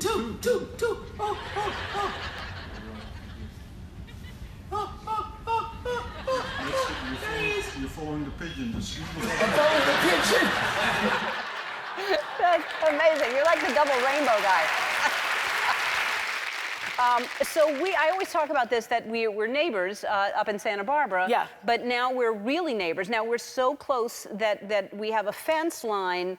I could just cut a hole. We're over the fence line. Right. I know. I'm going to cut a hole in your fence. What I'm going to do is make a gate. Is that okay? A gate's good. Okay. A hole not good. No, it's not going to lead. I'm going to put a gate. Okay, good. But like we're literally over the fence. I live over the fence from Ellen. Yeah. Can you believe it? So this was like a couple of Sundays ago. You said, okay, where are you? We're over the fence. I said, okay, I'm walking the dogs. I'm gonna be walking the dogs, and I'm gonna wave over the fence. I use emoji wave over the fence, brown hand. That's gonna be me. And I'm down there walking back and forth, waiting on you to come out. No, I thought you were going to text me when you were there. Anyways, but we'll hook up at some point and say hello. We've been doing it for weeks now, because I was in Grand Rapids. Remember you said, are you by the fence? And I go, no, I can't see you. You said, why not? I go, I'm in Grand Rapids. Yes. And I said, I can see you. And you said, you have good eyes. You have good eyes. All right. So do you have any advice on Beyonce following me? You don't follow anybody either, do you? I do not. How come? It's just so much energy. Oh. It's a lot. Yeah. And you know, the thing is, I don't want to get a notification every time Gail has a black and white cookie. I really don't. Every time she gets on a scale and there's like 3 pounds up or 2 pounds up, I don't want to get a notification every time. Yeah. If I want to know what you're doing, which I can check what you're doing, I'll just go look it up. Yeah. I think Beyonce knows what you're doing. Yeah. She's just not following you. Yeah, I understand that. I know, but it's a goal. Just like when I wanted to be on the cover of your magazine. It happened. And it happened. Yeah. I made it happen. We sold the most covers ever. Really? Yeah. Oh, great. See? All right. We've known each other a long time. Yes. We've known each other for 25, 30 years, maybe? What was the anniversary of the Ellen Show? Well, that was 20 years. Okay. But before we knew each other before then. Yeah. Okay. I made something for you. I made us, this no. is a photo album. Oh, no. All right. Oh, no. It's pretty, right? Look what I did. Yeah. Yeah. All right. So here's when I was. Oh, yeah. Yeah. That's when I was on the show for the Coming Out episode. Coming Out, yeah. Right. Okay. And here's the next time I was on the show. Yeah. All right. Maybe it was it could have been for the O magazine. That's for the sitcom when you played the therapist. Really? Yeah. I thought my hair was longer. No, I don't think so. Okay, go ahead. Maybe not. No. I don't know what that is. I don't know what that is either. But it's you. Okay, it's definitely me, and that's you. There I was with people when I was on your show, when you first came. No. Yeah, remember that? No, that's not you. Yeah, that's me. For real? Yeah, I was on your show then. And Really? Then, yeah, there we are. And then that was in... See, I believe you. I believe you. Yeah. Most popular for the school. Yeah. Oh, that's you. That's me there. And then there we are. That's me. And then there we are. Oh, Look at that really is. I really want this one. I This know. one's great. Look at what we did with our lives. We were first friends. Look at what happened to us. Who would have thought it? Who would have thought we'd turn out to be okay? Okay. Yeah. You Yeah. know. All right. That's great. More with Oprah after this. It's like comforting. It's comforting. Yes. Thank you. Thank you. All right, we're back with Oprah Winfrey. And so Jamie Foxx was here recently with Jay Farrell, who is so talented. God, they do impressions, both of them. And Jamie Foxx did an impression of you. Do a lot of people do impressions of you? Not that I know of. No, I would think I'm hard to do. Really? Yeah. I mean, I don't think I have a distinctive accent or something. I don't think I have distinctive intonation. I think it would be hard to do. Well, no, but I don't know. I don't understand this. This is what he did. This was his impression of you. I still don't get it. You don't understand it. I don't understand it. I really don't. Oprah and Jay-Z, and you're selling Girl Scout cookies. I guess since you do Jay-Z so well, I guess I have to be Oprah. All right, cool. Cookies! Everyone get the cookies!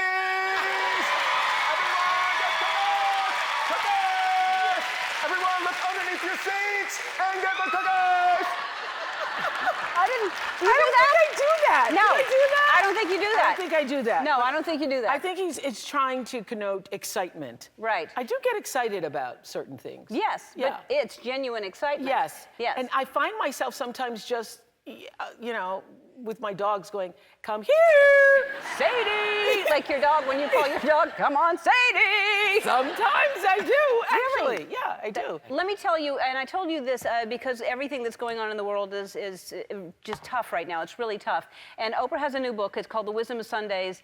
And it is so uplifting. And I have been reading it all weekend long. And it just, It has helped me tremendously. And it's just everybody that you want to read excerpts from, and just in little tiny, you can just open it anywhere and read something. And I love that you did this. Well, I did it because when I've been doing all of my wonderful interviews over the years with thought leaders of our time, I try to do like little notes and quotes myself. So this is a collection of all of the mind-blowing, eye-opening, enlightening things I've heard people say that really opened me up in a way and helped me on my own spiritual journey.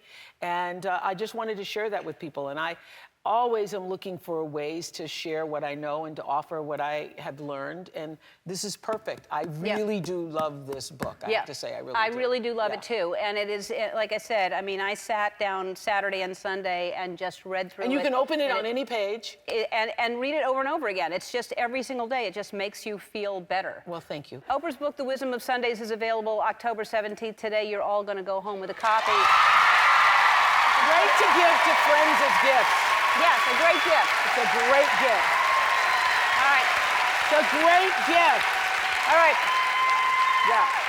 When we come back, we're going to find out what happened when Oprah and I went to a grocery store together. We're back with Oprah Winfrey, and you have a food line called Oh, That's Good. Ooh, that's good. Oh, that's good. Ooh. Now, probably for a long time, people have been saying you should have a food line, and that's a great name, by the way. Well, you know why I came up with the name? Because I was doing has anybody ever tried to like eat low calorie and have you tried whipped mashed cauliflower? And you tried to pretend it was mashed potatoes? So I was sitting there one night like, well, it's a long way from mashed potatoes. And then I thought, what if I actually put some potato with the cauliflower and then start mixing it together? And I went, oh, that's good. And then next thing you know, I've got it in stores. You've got it in stores. Next thing that's you know, good. Yeah. I've got it in stores. It's nutritious, and it's nutritious, it's fun, it's easy, and accessible. So, well, we wanted to go help promote Oh, That's Great. So. Oh, that's good. Oh, it's good. Well, I call it great. It's delicious. It can be great too, but that's the next line. All right. Oh, that's good. Oh, yeah. It just starts out good, and then you figure out how to make it great. I see.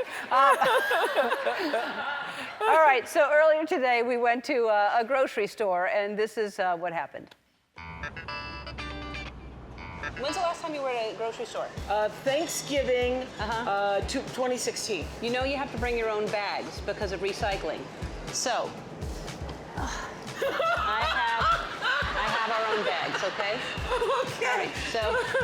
When's the last time you were in a grocery store? Years. Melons. Melons. Here. Hold one. Well, you don't know if it's right or not. Hold it. Come on. And hold the other one. Yeah. Hold on, let me get a picture. Okay. Hold on. There we go. I like fresh peaches too. Let's get some of those. Okay. Too hard. Softer. Oprah's touched all the peaches, everybody. Whoever wants a peach, Oprah's touched them. Okay, here we go. All right. What are you doing with those? Cauliflower. A little hard. What is the right size, though? If I were to get, what? That's too big. Okay. And that's too small. All right. All right. Oh, I have one of these. I use this for hosing things. You have a nice garden. I do. I have a nice garden. This is good. Hey! I don't think you're supposed to do that. Well, why not? That's why it's there.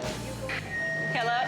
I need a dandruff shampoo for Oprah. If someone can tell me where the dandruff shampoo for Oprah is. Oh my God. And the odor eaters. What else did you want? Odor eaters, dandruff shampoo, and ointment. What is the ointment for? Okay. Thank you. All right. Hello. These Brussels sprouts? Yes. Oh, we need some of these. Yeah. Look what you have. Oh, look at here. You have what's this? Oh, look at this. Oprah, what is this doing in your bag? Why do you have this here? Oh my gosh. Here, take that. You have 2 kids. You might need that. All right. I like the cauliflower mashed potatoes. All right, okay, take good. those. Those are ones, good. Let's get a tomato soup. All right, get tomato that. soup. It's good. Wait, where's our cart? What's your cart? All right. Here, put it in our wavy combo. Here. Oh my God, Oprah. Okay. Here we go. All right. Garlic mashed potatoes. Is it? Did you just say, oh, that's good? It's so good. Oh my God, that's so good. You like it? Oh, good. Yes. Anybody want to sample Ellen water? Have some potatoes and some water. Oh, that's What's your good. name? Here we go. Stephanie? Are you going to go home and cook, is what I was going to Today say. is Taco Tuesday. What if we come home and help you cook? Yes. All right, what if we did that? All right, we have to check out. But we're going to pay for yours as well. Okay, we're going to pay for your... I mean, when I say we, I mean Oprah. All right. Is it okay if Oprah pays in bars of gold? She pays in bars of gold usually. I don't think I have a key for that. No, all right. Well, then. Okay, you don't have a key. All right, I have coupons. So, here, see what that's going to cover. I've been collecting. All right? I don't think this is going to do it. Stop doing that! Scared. Let me have some of that money. All right, let's see. You need some money? Let's pay for that. Ellen, bring my money back. Oh, you need money? I need money. All right, here's $3. That's all I have. Look who it is. Yeah. Okay. Look at that. Do I look like myself? Yeah. And I want Ellen's Vuitton. Okay. Whoa, sister. Well, it's a new magazine. I'm trying it out. When did this come out? Well, I'm just trying it out. So. Okay. I'll take that too. How much do you think this is going to cost us? Okay. Ah! Okay, I'm hip to you now. All right. Are we riding with you? Yeah, I'm driving. All right, Oprah can be in the middle. Oprah, Okay, I'll be in the middle. Come on this side. Okay. All right. I can't believe I'm in the car! Oh my gosh. Don't you worry about it. Don't you worry. Anything. Listen, I'm hooked up. Don't you worry about a thing. Here we go. All right, we're going to show you that quickly. We're going to show you part 2 a little later. We'll be back. All right, we're back with Oprah Winfrey. It's time to show you what happened when Oprah and I actually went back to Stephanie's house and cooked for her. All right. Am I going left or right? You're gonna go to Colfax and This person pulling in front of me. Come on. Okay. There's a really good article in there. Yeah. Okay, there we go. You look. Thank you. Yeah.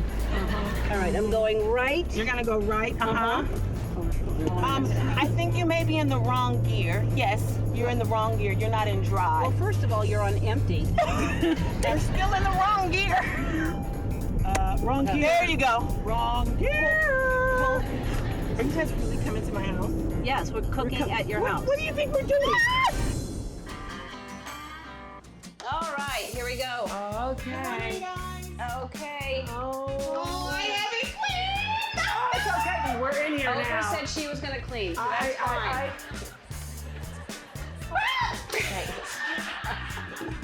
What are we making? We want to make the cauliflower mashed potatoes. Yeah, let's do that. Here we go. Do you have to... Here, hold on. Push it in. Push it in. I did. Push it in.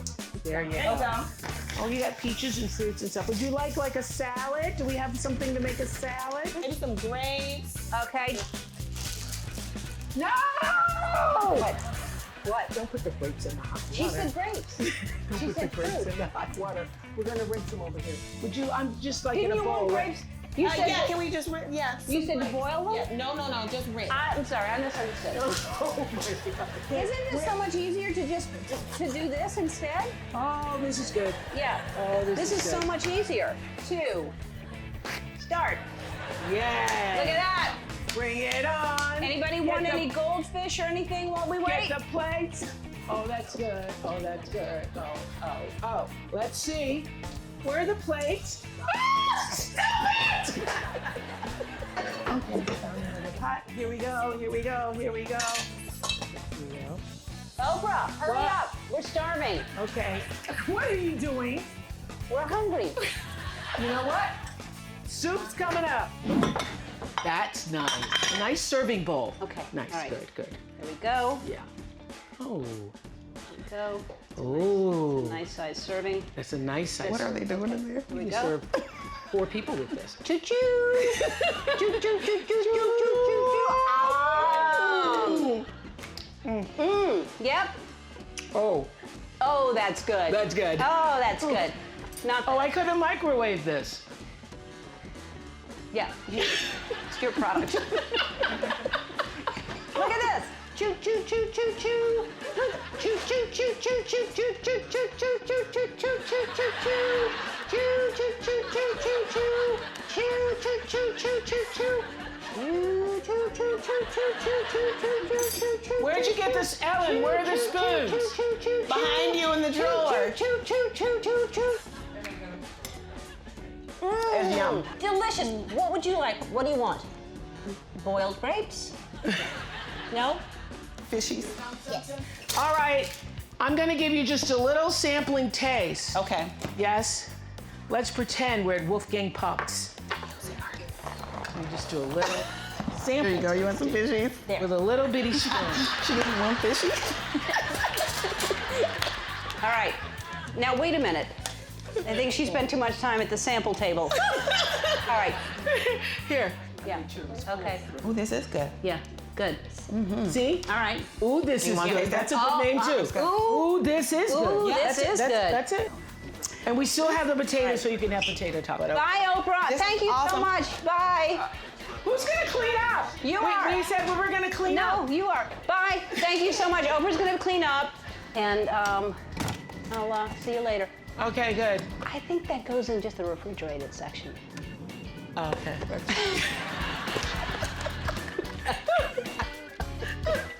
Okay. So I'm stocking you up. Thank you. All right, all right, all right. There you go. Stocked up. We didn't make that big of a mess. Darn it! Darn it! Every time. Every time. Darn it! All right. I meant not to get caught that last time. Oh, my that's God. good. Is available in the Oh, my- refrigerated section. Refrigerated, not the not freezer. freezer. Refrigerated section in most grocery stores. Everyone here can go buy it with their $150 Visa gift card.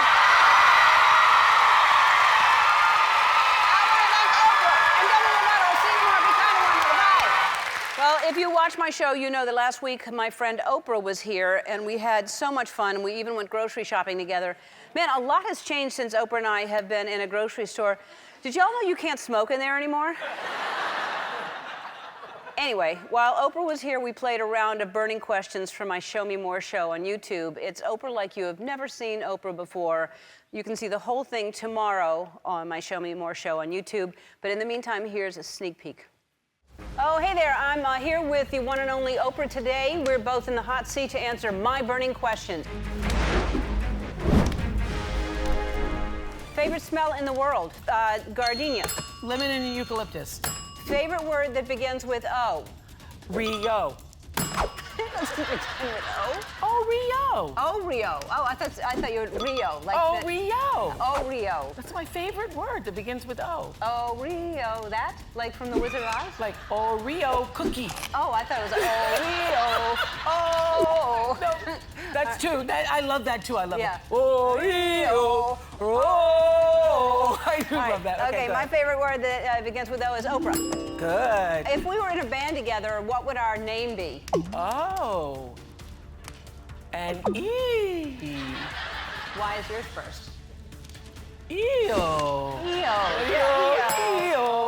Eo. Oprah, you have a food line called Oh, That's Good. What's something that makes you feel good? The most feel good is rolling in the grass with my dogs. Gross. Your go-to karaoke song. R-E-S-P-E-C-T. Find out what it means to me. R-E-S-P-E-C-T. Take care, TCB.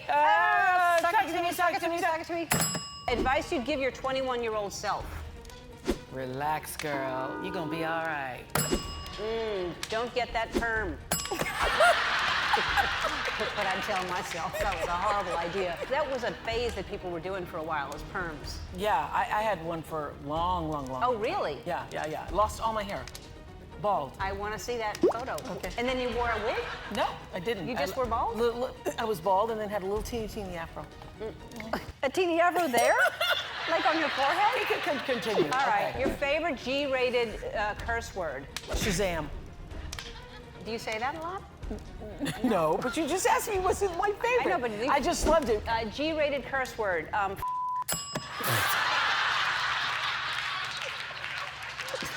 If you had to get a tattoo, what would it be? Oh, it would definitely be my the nuzzle part, this little part of Sadie's face. Oh. What is your ATM PIN number, Oprah? You don't know. You have no idea. I don't have one. No, I don't. When's the last time you went to the bank, Ellen? A long time ago. A long time ago, yeah. A long time ago. When I deposited like $5,000 and I was so excited. Yeah. I went to the bank recently because I hadn't been to the bank since 1988. What did you go to the bank for? To deposit $1 million.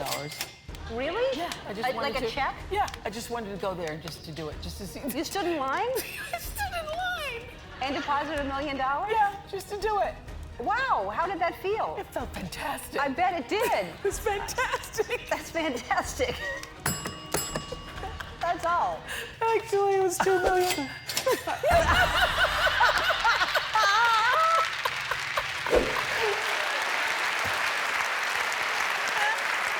Oh my God. Oh, I love her so much. Actually, it was $2 million. Montecito is a small town. It's less than 10,000 people. It has 2 public schools, family-owned businesses. It's a tight-knit community, so everyone kind of knows everyone. I work in LA, but I consider Montecito my home.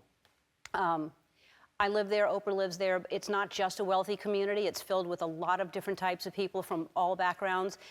And there are families missing. There are people who are missing family members. They're finding people and bodies. And I mean, you hear the word mudslide and you have no idea the impact that it has.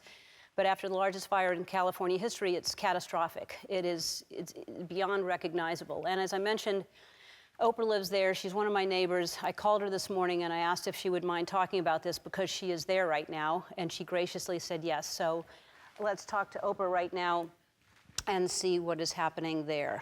I don't know if she can hear me. Do I just hit this? What's happening? I may have just, I did, and I think I hung up on her. Pretty sure I did. Hey. Hey, Oprah. How are you? I am here.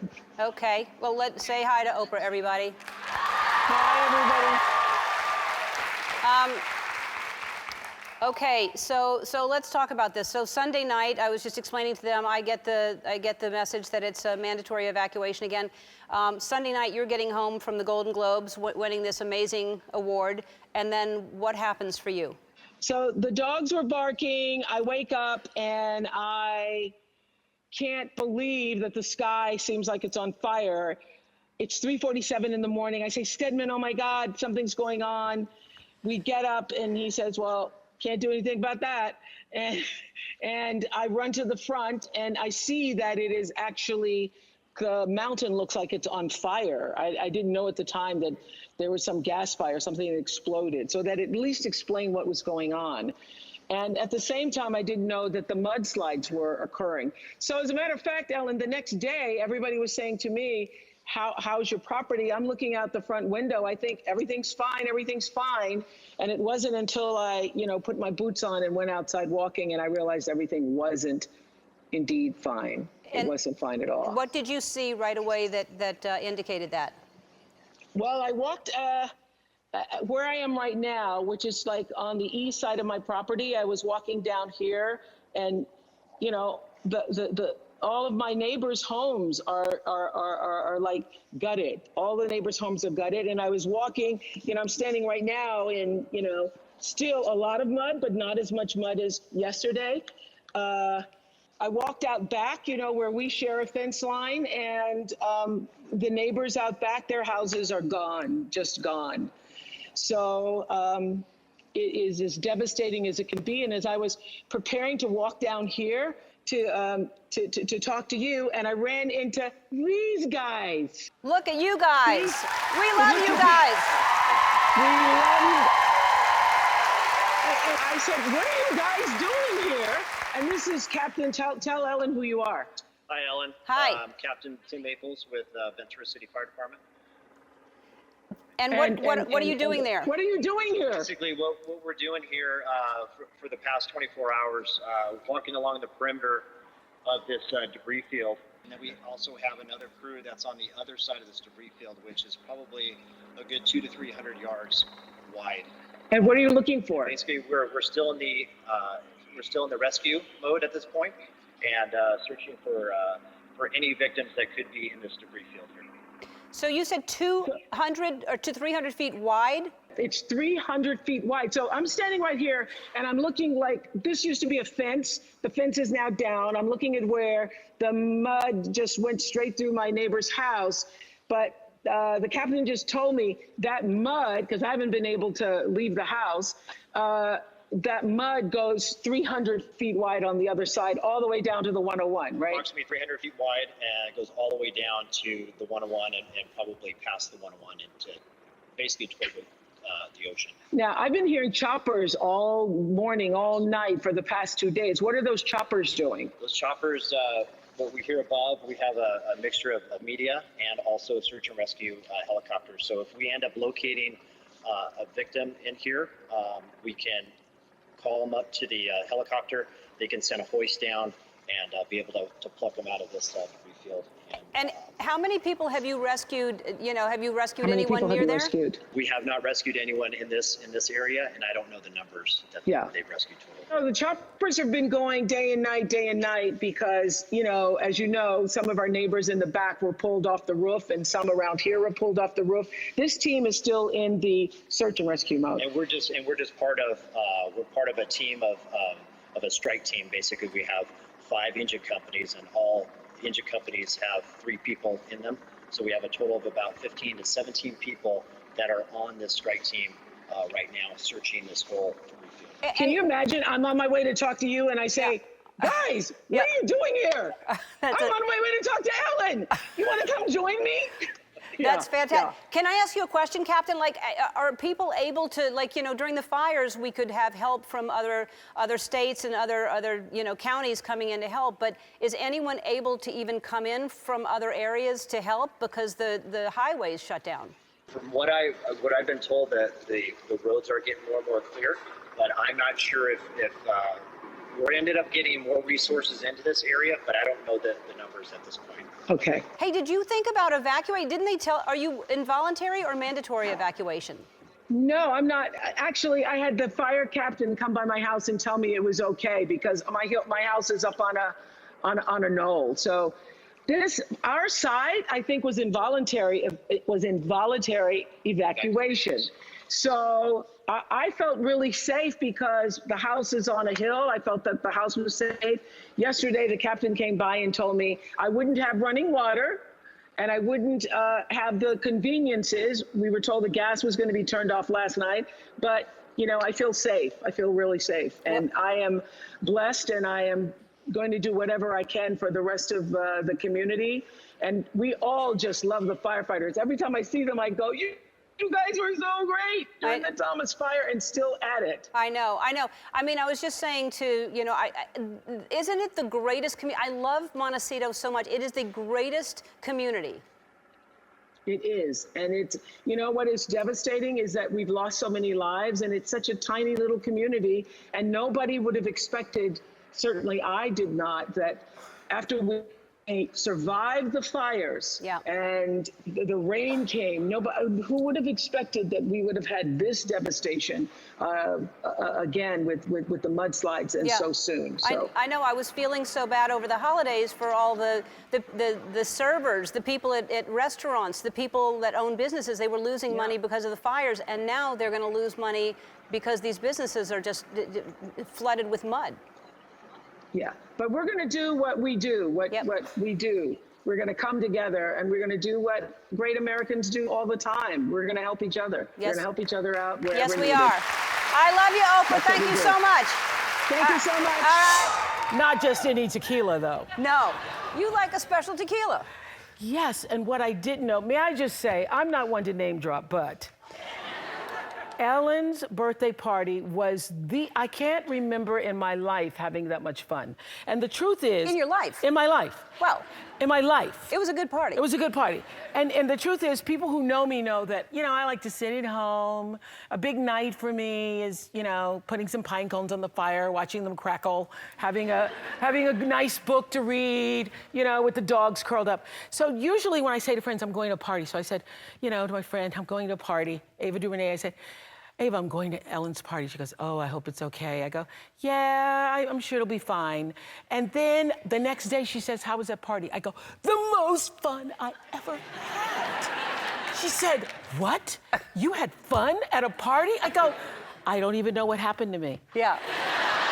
I don't know what happened to me. And actually have been trying to figure out what made it so great. Was it the location? Was it the fact that we were in this sort of velvet womb of a bar? Was it that? Portia made she designed it. No, my birthday party last year was at our house, and there was only 100 people, and that was insane. And Bruno Mars ended up taking over the DJ booth and was like, you know, DJ'd until like 2 in the morning by himself. I don't think I was invited to that You were invited. I was? Yeah, you were invited. Of course, you're always invited. Anyway, but this party... Okay.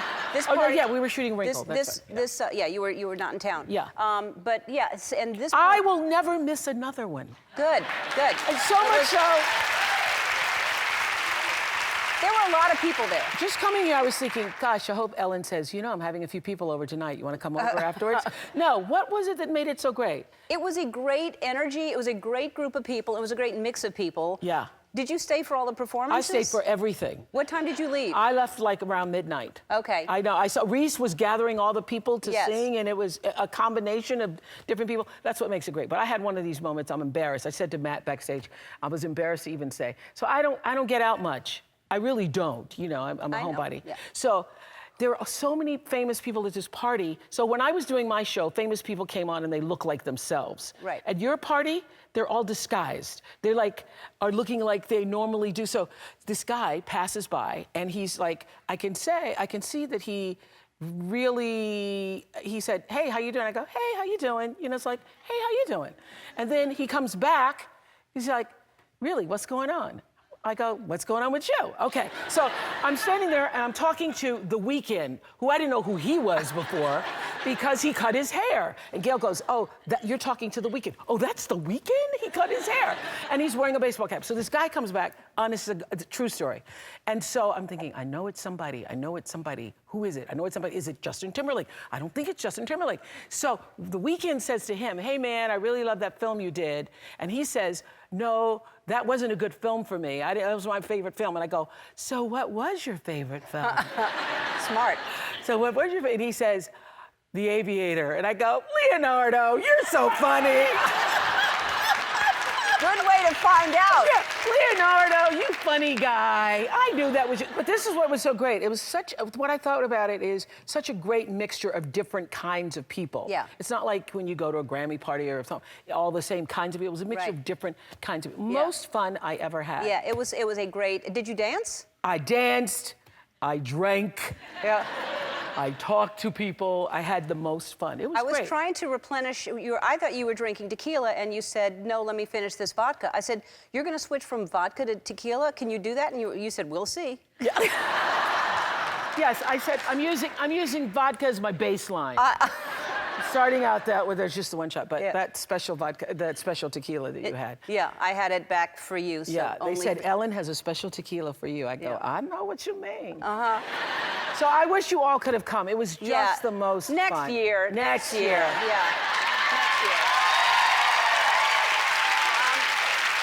So you know a lot. I don't know a lot of celebrities. You are like the celebrity that I know.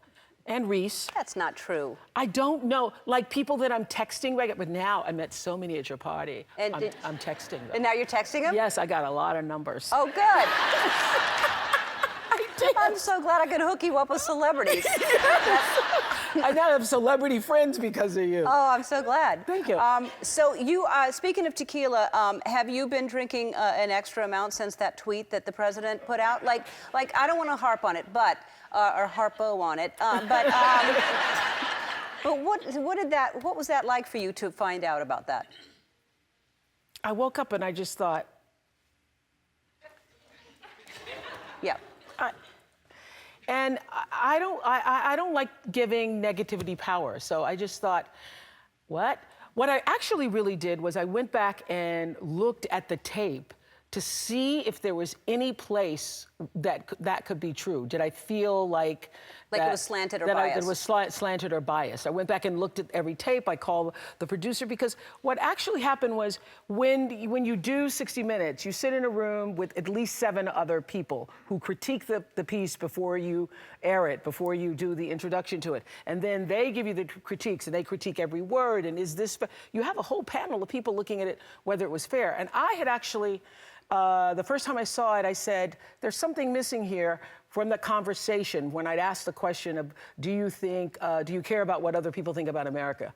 And they'd only used the Democratic side. And I said, I remember the guy, Matt, had said, no, we're the only people that are worried about what other countries are thinking of us. So I said, I think you should go back and put that in because it makes it more balanced. So I was working very hard to do the opposite of what I was hate tweeted about. So it's okay. Yeah. All right, so let's take a break and we'll talk about this movie, which has the same message, not giving negativity any power. Yeah, it's about being a carrier of the light, a wrinkle in time. And we need that right now. We'll be right back. Yeah. That is Oprah Winfrey in A Wrinkle in Time. So the movie is A Wrinkle in Time, which is based on the book. Madeline Ingles' book. And it is, well, you tell everyone what it's about. It's a story of a young girl whose father was a scientist, and because he was trying to touch hands with the universe, you know, hit a button and was tessered out into the cosmos, and then he gets pulled in by the dark side, which is called the It, and the girl goes in search of her father with the help of these 3 angelic forces called the Mrs., and I am one of the Mrs. I'm Mrs. Witch. And Reese Witherspoon is Mrs. Whatsit, and Mindy Kaling is Mrs. Who. So we're like the Glinda Good Witches of the story, yes, who help guide her along the way. We were watching it, and Portia says, does this have something to do with The Wizard of Oz? Because it has that feeling. Yeah. A little bit, but it really is about love conquering all and the darkness Being a carrier and the light. for light, Yes, it really is. And the costumes seem cumbersome, and the hair and makeup seem time-consuming. How much of the day was taken up with that? 4 hours. Wow. Yes. And was everybody that along in the trailer at 4 hours? Yes, I was in the trailer with Reese, who's playing DJ every morning, and Mindy Kaling for 4 hours every day. Yes. Well, Reese is a good DJ. She's a good DJ. Yeah, she is. She knows a lot of old Southern music. Oh, yes! So we have all the dolls here. I hadn't seen them in person. Oh, you haven't? You know what? This is such an amazing thing to me. Y'all, like, I've had a really big, exciting life. And when I first heard this doll was coming out, my thought was, when I was sitting in the outhouse, afraid I was going to fall through the hole as a little girl. Not even. Yeah, not recently. Not recently. No. I could never have imagined that I would end up an action figure, you know? Outhouse to this? Yeah. It's unbelievable. Well, I would say yes. I mean, really, this, over everything that you've accomplished and achieved, you're like, I have a doll. I have a doll. Yeah. Come on. Yes, no, it is a doll. All right, we have to take another break, and we come back, we're going to talk about this incredible donation that you are making to help these kids that are going to Washington. I'm crazy about these kids. Yeah, I hear they're going to come on They're here tomorrow, the kids from Parkland, Florida. I wish they were here today. Yeah, well, they're not. We'll be back. We are back with Oprah Winfrey, who supposedly is not running for president, but some people think you are running for president because they're already... I'm definitely not. You guys, give it up. Give it up. But, so there's merchandise out. Someone's making money off of a Oprah shirt. So you're not making, but Run, Oprah, Run. Where are these? Where I don't know. We found them on the internet. And then there's a button, Oprah 2020, with Are there mugs? It's not official unless you have a mug. Oh, Wow. really? What does that say? Oprah Okay. 20 for president? Yeah. Time's up? I was just trying to give a good speech, you know? Yeah. It was a great speech. Well, thank you. So let's talk about, we were saying during the break, the last time you were here, it was right after the Vegas shooting, and now you're here after the Florida shooting, and you just donated $500,000 to give these kids hotel rooms, transportation. To help other kids around the country to be able to join the march. We need as many kids to get there, so all the money that's donated, George Clooney and Amal are donating $500,000. You're donating $500,000, I think. Katzenberg and the Spielbergs are also donating. So everybody that donates anything at all helps more kids get to Washington, because it seems like it's going to be the kids that make a difference now. It's finally their time. You know what's exciting to me, Ellen? Before George and Amal made their announcement, I literally was sitting in my home thinking about all those years I was a reporter in Baltimore. And when I first started being a young reporter, there was an organization started called Mothers Against Drunk Driving, because we reached a tipping point of too many kids being killed by drunk drivers. And I literally was sitting, they need a name. Should it be Mothers Against Senseless Killings? That'll be MASK. I don't know if that is already in existence, but I was thinking those kids need to organize, because this is the moment. Because this is exactly what happened in the civil rights movement for people like John Lewis and Diana Nash. They were 18, 19, 20 years old, young people who said, we have had enough, enough. And these kids are right there. Yeah. That's why I'm so excited that they're going to get a platform of your show. You need to tell them they got to get organized, though. You know, the reason why the civil rights movement worked is there was a strategy, there was a plan. It wasn't just, you know, like out there hocus pocus, you know, protesting all the time. There was a strategy, there was a plan. I will tell them that, and I'll tell them to go to your house and hang out with you. And get organized. Yeah. But I'll tell you, I believe that the children are our future. I think if we teach them well and let them lead the way. It's true. I've always said that, and then Whitney said it. All right, so let's talk about, this is a discrepancy, and I don't want to get into a big thing here, but so you do the movie with Reese, okay? Yeah. And I know Reese a little bit. I don't know as well as, I haven't been in the trailer for 4 hours with her. But every day. Every single day. But she somehow claims just because she was in that movie with you, she's your best friend. And I said, well, I don't know if you would call it a best friend. I mean, she's not my best friend, but she's a good friend. And she said, well, I'm a better friend. And I said, I don't think you're a better friend. But why do we have to have a better or a best or? That's what I told her. Yeah. And I said, let's just acknowledge I am the better friend. And let's, why do we have to talk about it so much? You know? Wait, I mean, wait. To me,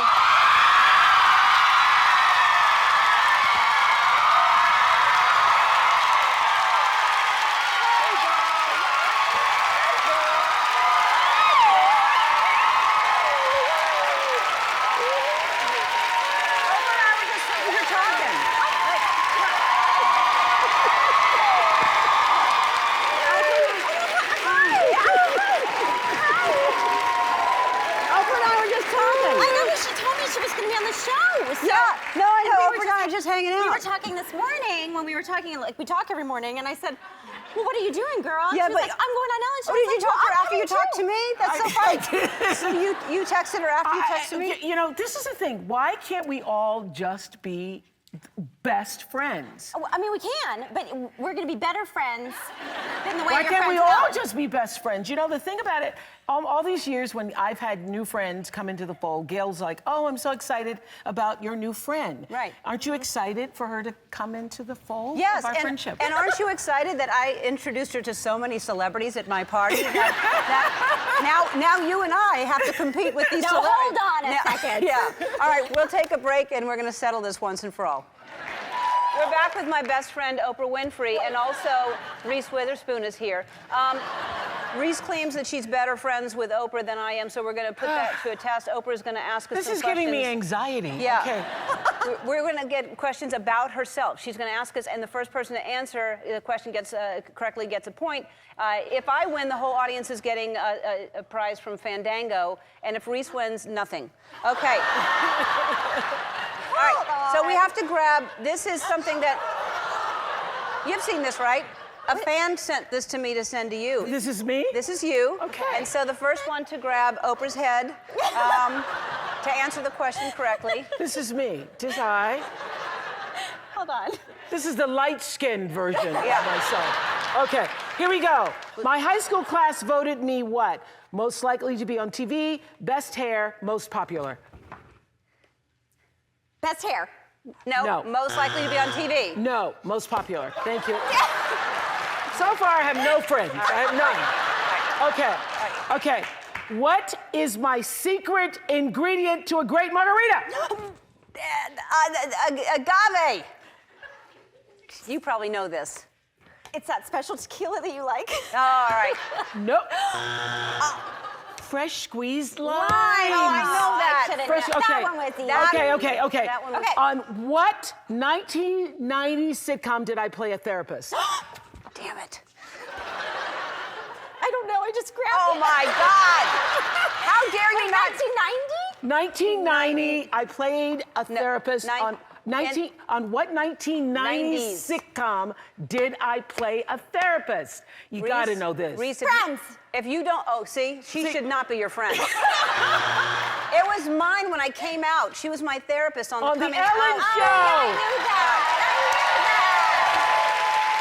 Look, you knew that. Laura Dern was your... Okay. And Laura Dern was, Yeah, you know Laura that. Dern was my girlfriend. Yeah. All right. Okay. Which of the following do I not have? A Tony, an Oscar, a Grammy, or a Primetime Emmy? Well, I know you have an Oscar nomination, but I don't think you have a Tony. Okay. I do. It's Oscar? No, it's I have an Oscar. Grammy?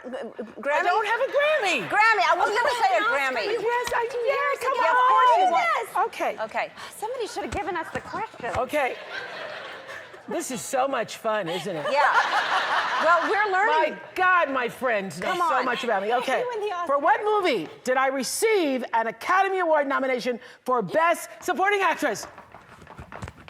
The Color Purple. Yes, I good. Knew that. You yeah. knew that. All right. It's 1-1.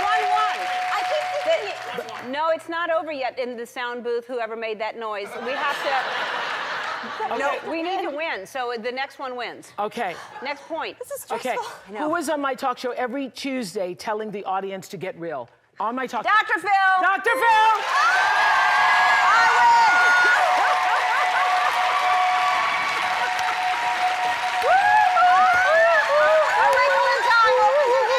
March 9th, everyone here can get tickets to go see A Wrinkle in Time or to catch up on any of this year's Oscar-nominated films in theaters or at home with your $300 Fandango and Fandango.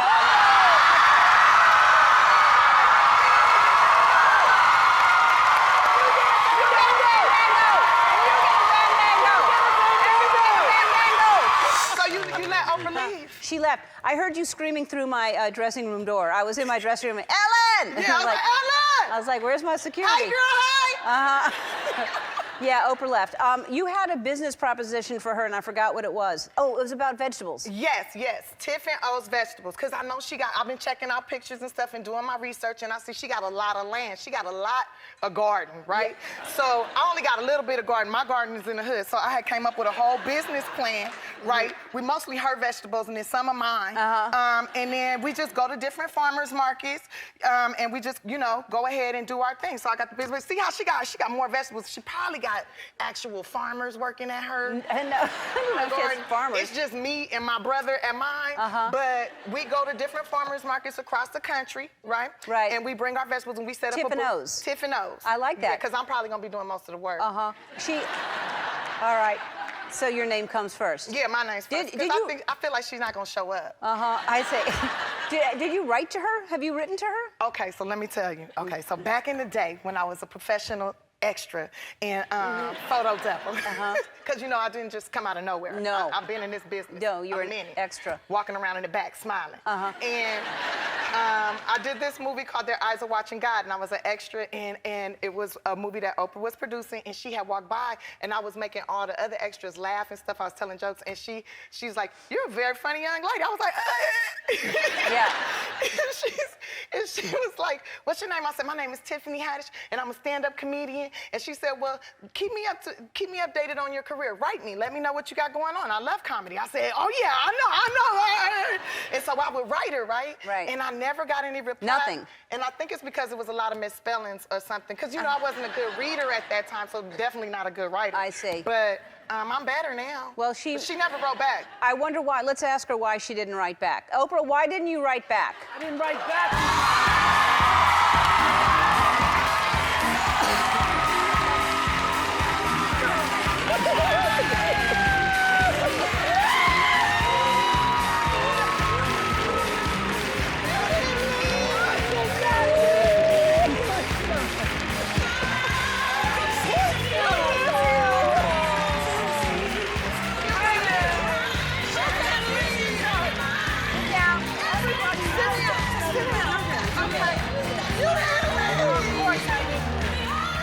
Happy for you, girl.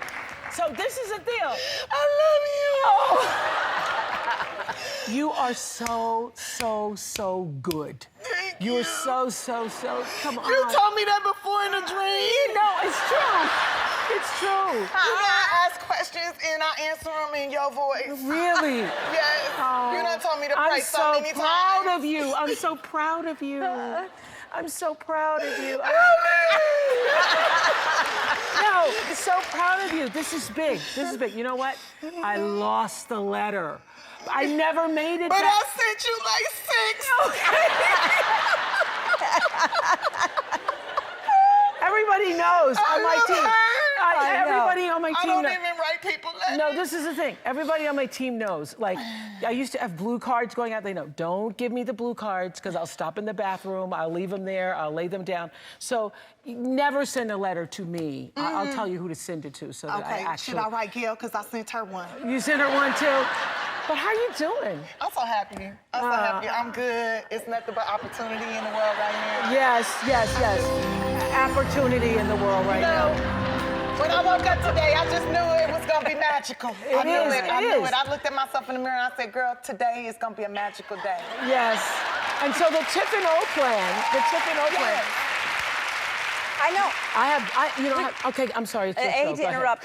Listen. Anyway, I got to say. We're going to take a break, and when we come back, we're doing a cooking segment with Tiff and O's. And, Yes! and I'll be there too. Yes. All right? I brought we'll be back. vegetables. We're back with Oprah Winfrey and Tiffany Haddish. And Tiffany, you're going to make something today. Yes, we are going to make joyful greens today. Joyful greens. Now, the key to making joyful greens is to be joyful. You got to smile when you pick them.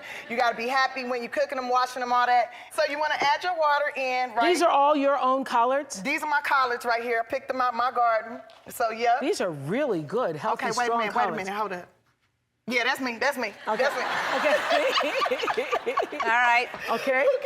So you want to get your water going first. 3 or 4 quarts of water. You put some water The water's in there already Ellen for me. doesn't I cook. just added some. All Ellen right. doesn't cook. No, not yet, Ellen. No. And you wasn't smiling. There you go. All right. Okay, what's this? Put some apple cider vinegar in there. Oh, boom, right? Boom. Then, yeah, Apple that's cider it, vinegar. that's it. Okay, boom. Then you gotta smile. You gotta smile. Auntie, you gotta smile. Auntie, Okay, good. Here we go. Okay. Then you wanna add some liquid smoke. You know, that's how you make it vegetarian style. Yeah. Yeah. Then you wanna put some seasoning salts. I like Lowry seasoning salt in mine. Right there? Yeah, there you go. Put a little pepper. Oh, I pour it off. Okay. A little onion. Yeah, there you go. Boom. There you go. Boom, Yeah, boom. Smile. There you go. Yeah, that's how you do. And you gotta stir it up. Go ahead and add your bell peppers. I like to use a variety of colors because they make it taste delicious. Right? You want it to look pretty. Pretty. Yeah, that's it, girl. That's it. There you go. Then you get your greens, you get your collards. Now you can tear them up like that. I like mine torn up. I like mine cut up. I like mine torn. Okay, we can tear them up. That's how you like it? I like mine torn. Thank you. Tear them up. And then you put it in there. You got to smile when you do it. Yeah. That's how you do it, boo. Yeah. And then you just stir it up. You stir it up, and then I like to add my little secret shake right here. Shake dust. My uncle, he make it just for the family. He put that in there like that. What's it called? It's called shake dust. Shake dust. It's D's Shake Dust. D's Shake Dust. D's Shake Dust. I put the spicy kind in because I like a little spice because, you know, that's good for your Okay, I blood want some vessels. too. I like that too. Yeah, put that in there. You want some for yours? No. Just stir it up. Now, no, it ain't ready yet, Ellen. It ain't ready yet. It ain't ready yet. Ain't ready So yet. here you go. Okay. There you then go. it's like there. Thank you. Thank you. And then you eat it with a smile. Joyful greens. Joyful greens. Okay. Oh. This is the vegetarian one. I want to thank Oprah, Tiffany, and Reese Witherspoon. I'll see you tomorrow. Be kind to one another. Bye-bye. Bye. Your eyes match your whole outfit. Your eyes, it's fantastic. Thank you. So good to see you. Good to see you, my friend. My friend.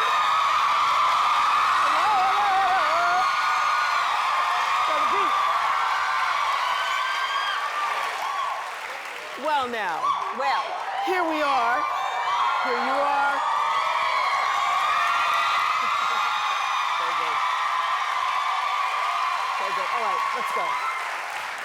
It's so good. She says enough of the love. Too much love. So much love. Thank people you. love you, and they didn't know you were here, so you can imagine. They're very excited. But little Nas is here. I just met him. Isn't he the greatest? I just love that song. Every time I get up to pee, it's in my head. So you associate it to peeing? No, but somehow it gets stuck in your head. Yeah. You can't get it out. I understand. And when I told him that I am sure that you admire him, he was like, she doesn't know who I am. And I said, Of course I do. Yeah, he's 19 weeks. He was on top of the. It's he's amazing. Yeah, I'm so excited. It's that a good he's show. here. He was thrilled that you're here on the show that he's on. He's very excited. I know. We just met in the hallway. I'm excited. Actually, he wasn't dressed, and I went in the room, and he was like, "Let me get my clothes on." Yeah, Oh. yeah. What was he wearing when you walked in? Like naked? Not quite naked, but somewhat. Somewhat naked. Somewhat. Isn't he cute? He's so cute. Yeah, he's really cute. So cute. You're going to see in a minute. Yeah. But I haven't seen you in so long. I know it. I know. I don't know why. We see each other here, and yet we live in the same town, and we never see each other. And this is the thing. Ellen was my neighbor for such a long time. It was my claim to fame. And so when I'd walk in the backyard, literally, she was over the fence. And so... Just waiting for her to come out. Yes. And I'd like... And we'd go like, okay, I'm gonna walk out now. And she'd go, Portia and I are biking. Okay, where are you? And now she's not there anymore. But I still, when I walk back there, I have a little longing for you. Oh, no. Yes, it's like a little yearn. Like a little yearning to see you. That's wonderful. Then when I take other people back there, I now say, Ellen used to live there. Right.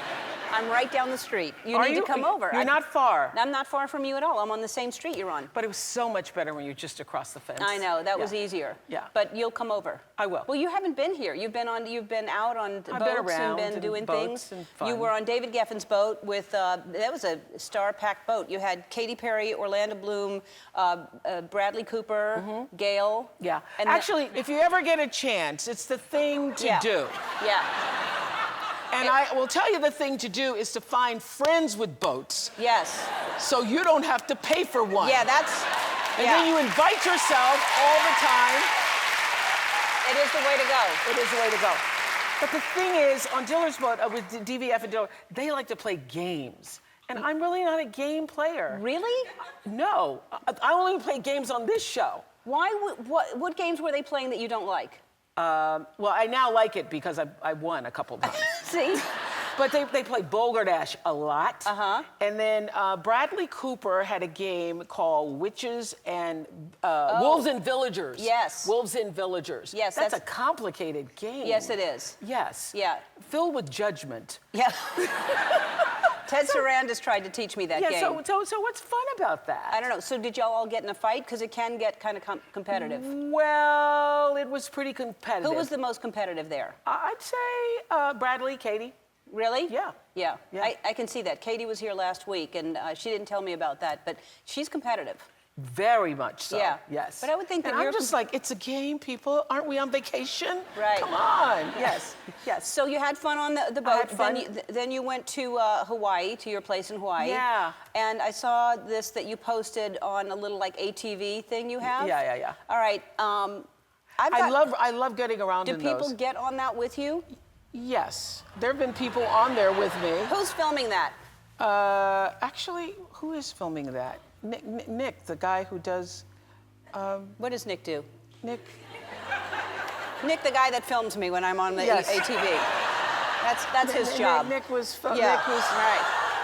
I've had This is what problems. people I do. have a golf cart that I don't know if you've had this issue. Is there a back seat to that thing or just the front? there is. Okay, well, I've had people over at my house and it's happened several times. Andy's wife was the victim of one of my, I take off before I realize they're not on it. And so they've been trying to sit on the back and I'm gone and then I now do this every time because I have a couple golf carts too and I say, is everybody on? Because you don't want to do that. I've learned that too. Yes. I've learned to say, is everyone on? Is everyone on? I assume I'm on, they should be on too. But you know, I don't drive a lot anymore. And so I loved being on those like, RVs running around like that. It's fun. Yeah, it's fun to have a little thing like that. They don't go as fast as real cars, you know that. The last time I saw you, you were driving like a little Volkswagen Bug. You had like a Volkswagen. Yes. Yeah. I got rid of that. I gave that away because once I said I had the Volkswagen Bug, the whole idea was that nobody knew I was in it. Then once I said I had it, everybody. Then they were looking for the Volkswagen Bug. Volkswagen Bug. Yeah. Oh. I know. I was surprised to see you driving a Volkswagen Bug. Why? I don't know. I just thought you'd have like a Honda Civic or something. All right, we have to take a break. More with Oprah after this. Very nice. We're back with my friend Oprah Winfrey, who, I don't know how many people know this, but you were very, very sick recently. Yes, I was. Very sick. I just got cleared yesterday. Congratulations. Yes. So, here it is. I came back, and I came back from overseas, and I thought I had a cold, but it wasn't a cold. I ended up in the emergency room, and they said, you have pneumonia. And I go home with pneumonia, and pneumonia is nothing to play with, y'all. It is very serious. And I was on antibiotics for a week. The antibiotics weren't working. And then I went back for another CT scan, and they say, it's actually worse. You should see a lung specialist. So I go into the lung specialist. This is the moment. I love the lung specialist. Dr. K, you're fabulous. But I go in, and I can see him. I said, look, you know, I've got a little rattling.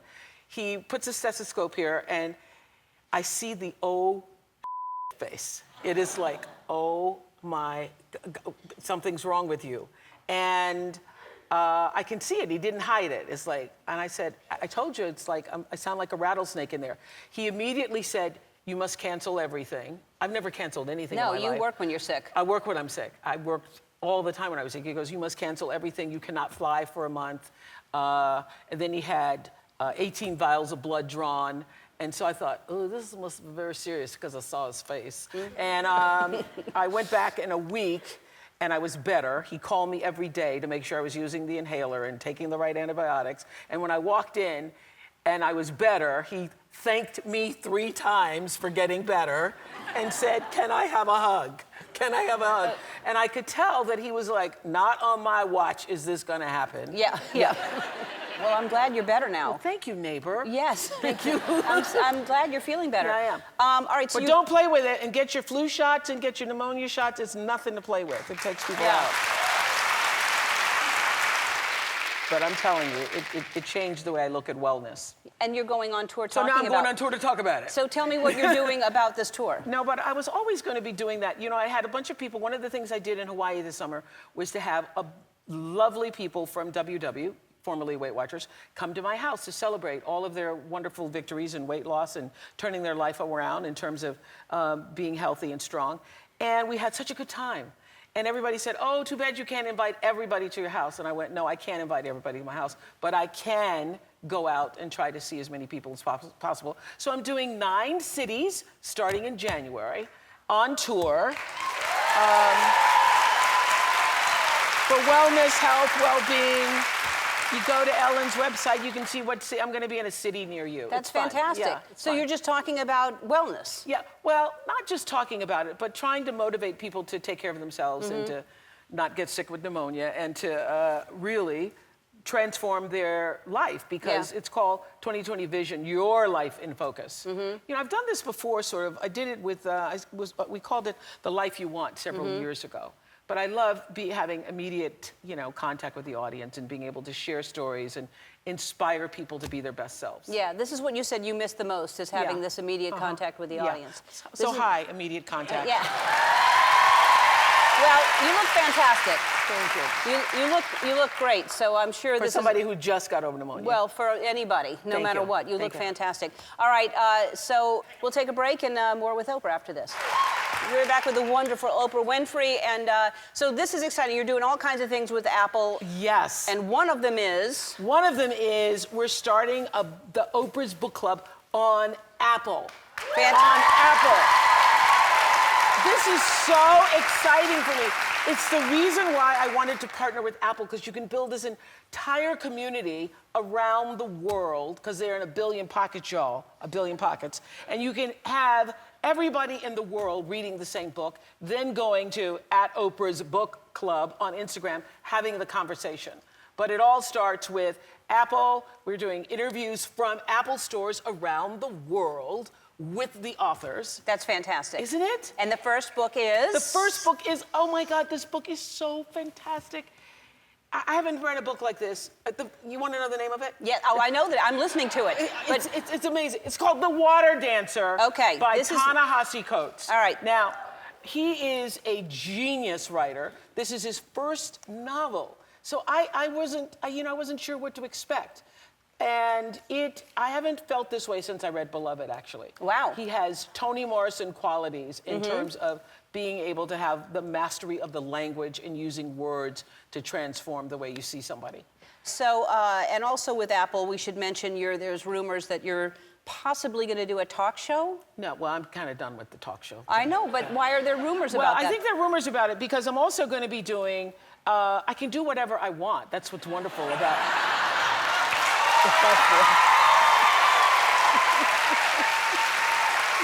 Thank you, Apple.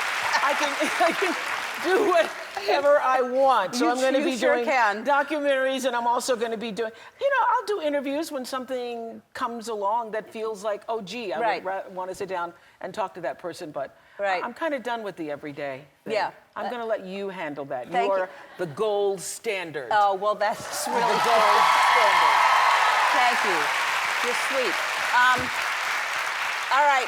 And then how do you like to read a book best? Do you like to read the hard copy? How do you like to read it? Well, I like to read the hard copy, but I also like to read on my iPad. You know why? Because when you're reading, particularly in bed at night, it goes to night mode. Right. And so I don't have to like keep Stedman up because it goes to night mode. Right. And also when I'm traveling, you have, hundreds of books at your access. Exactly. So I love the iPad. All right, so then everybody here should get an Apple iPad.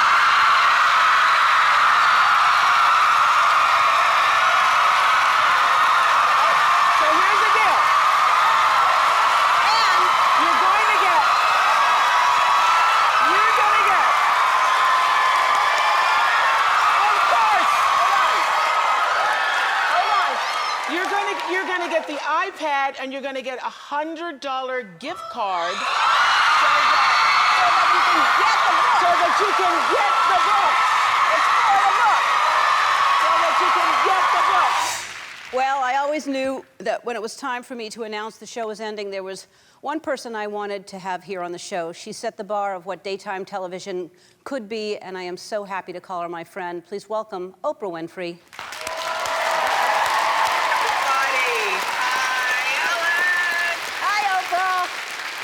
Thanks for being here.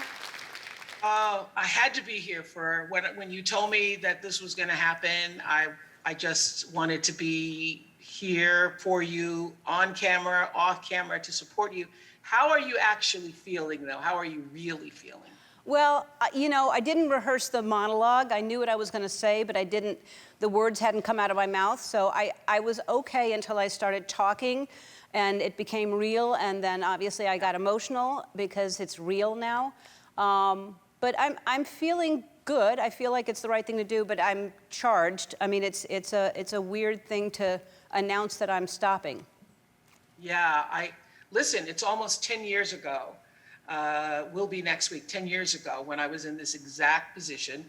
I know what those feelings are. I also know the feelings leading up to it. So, hearing you say and announcing to the world that it was your instinct and that you thought long and hard about it, because anybody would know that for something that is as powerful as the show is in other people's lives, that you would not take that lightly, and that the coming to the realization that now it is time is a process. And so I was really interested to hear you say that you knew 3 years ago or 2 years ago when you signed that this was going to be the year. How did you know?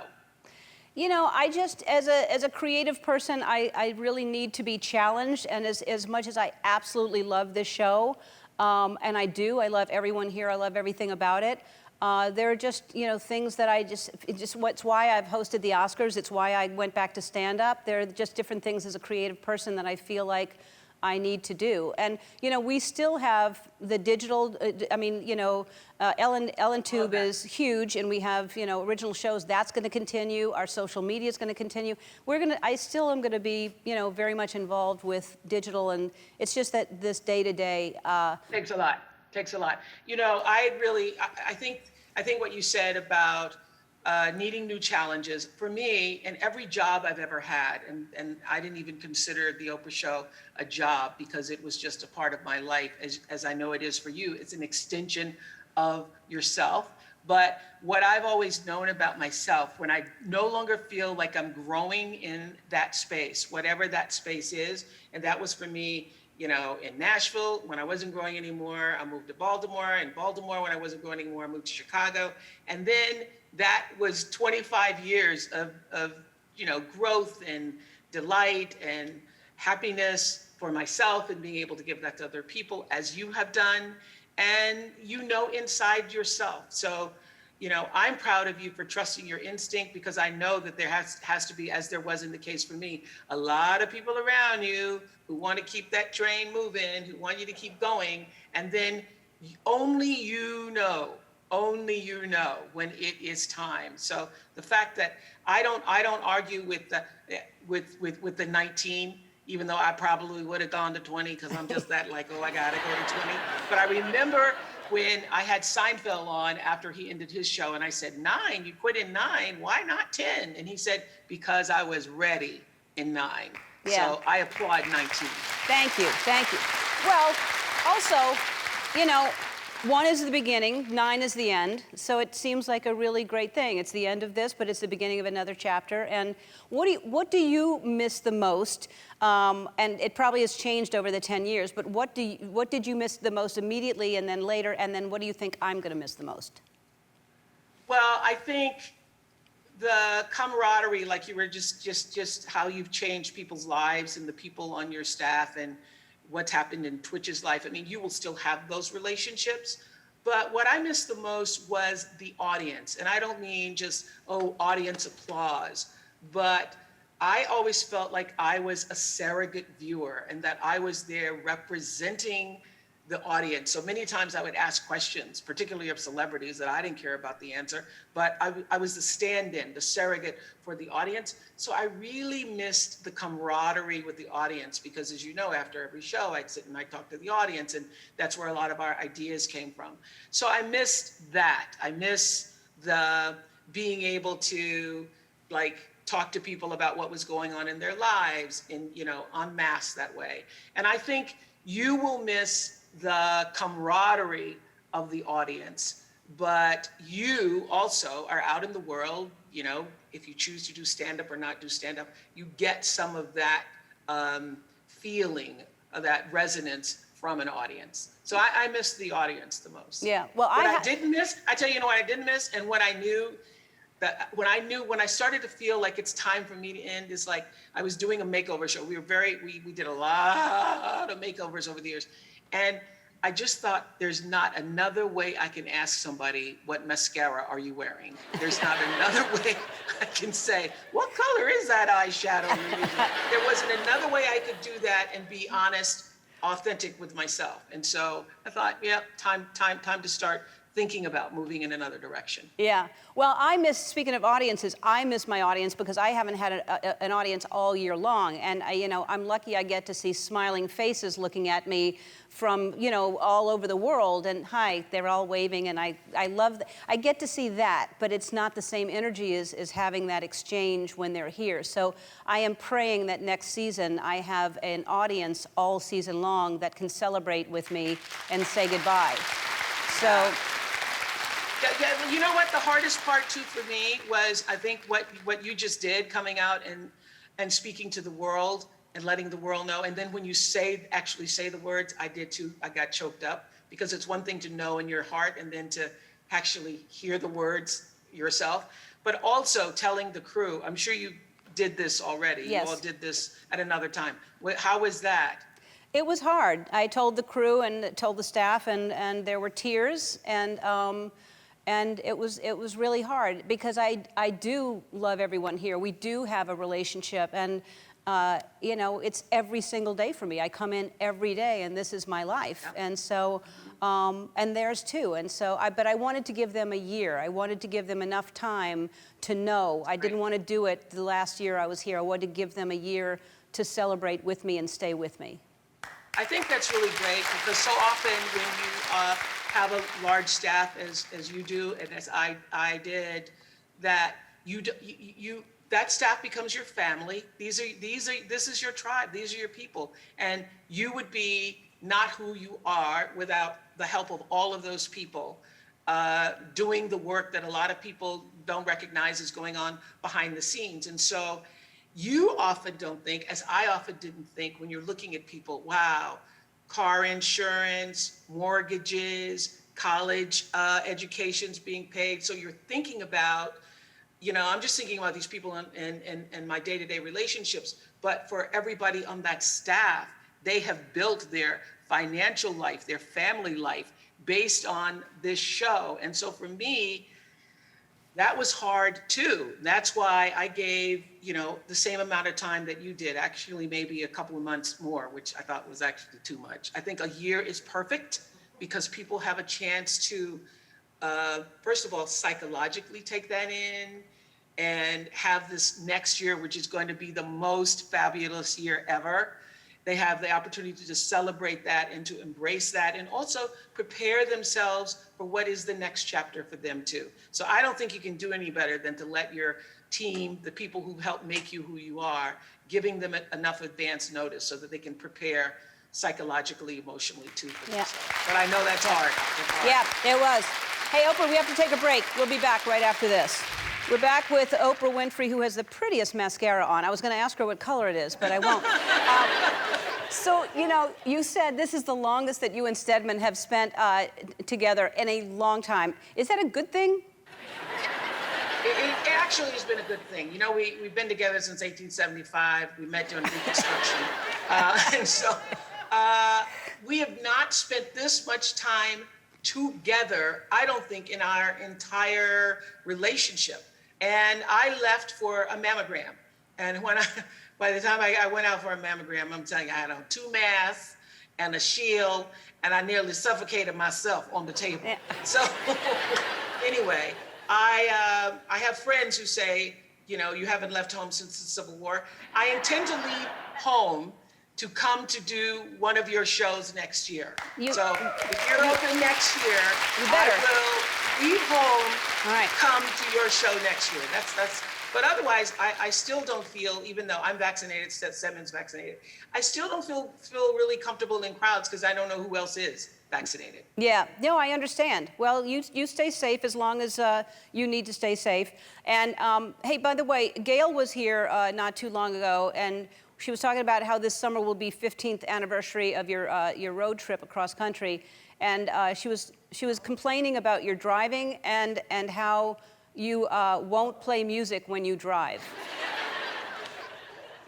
That is true. I don't play music when I drive, because it confuses my brain when I'm merging. What is it about merging what is it? Oh, what is it?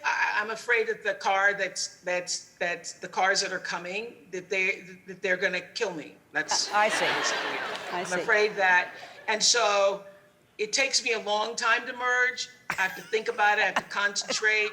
The people behind me are not very happy if they are. No. I mean, listen, I am not the best driver. I'm safe on 2-lane highways, but I might not ride with me if I were me. Right. Yeah.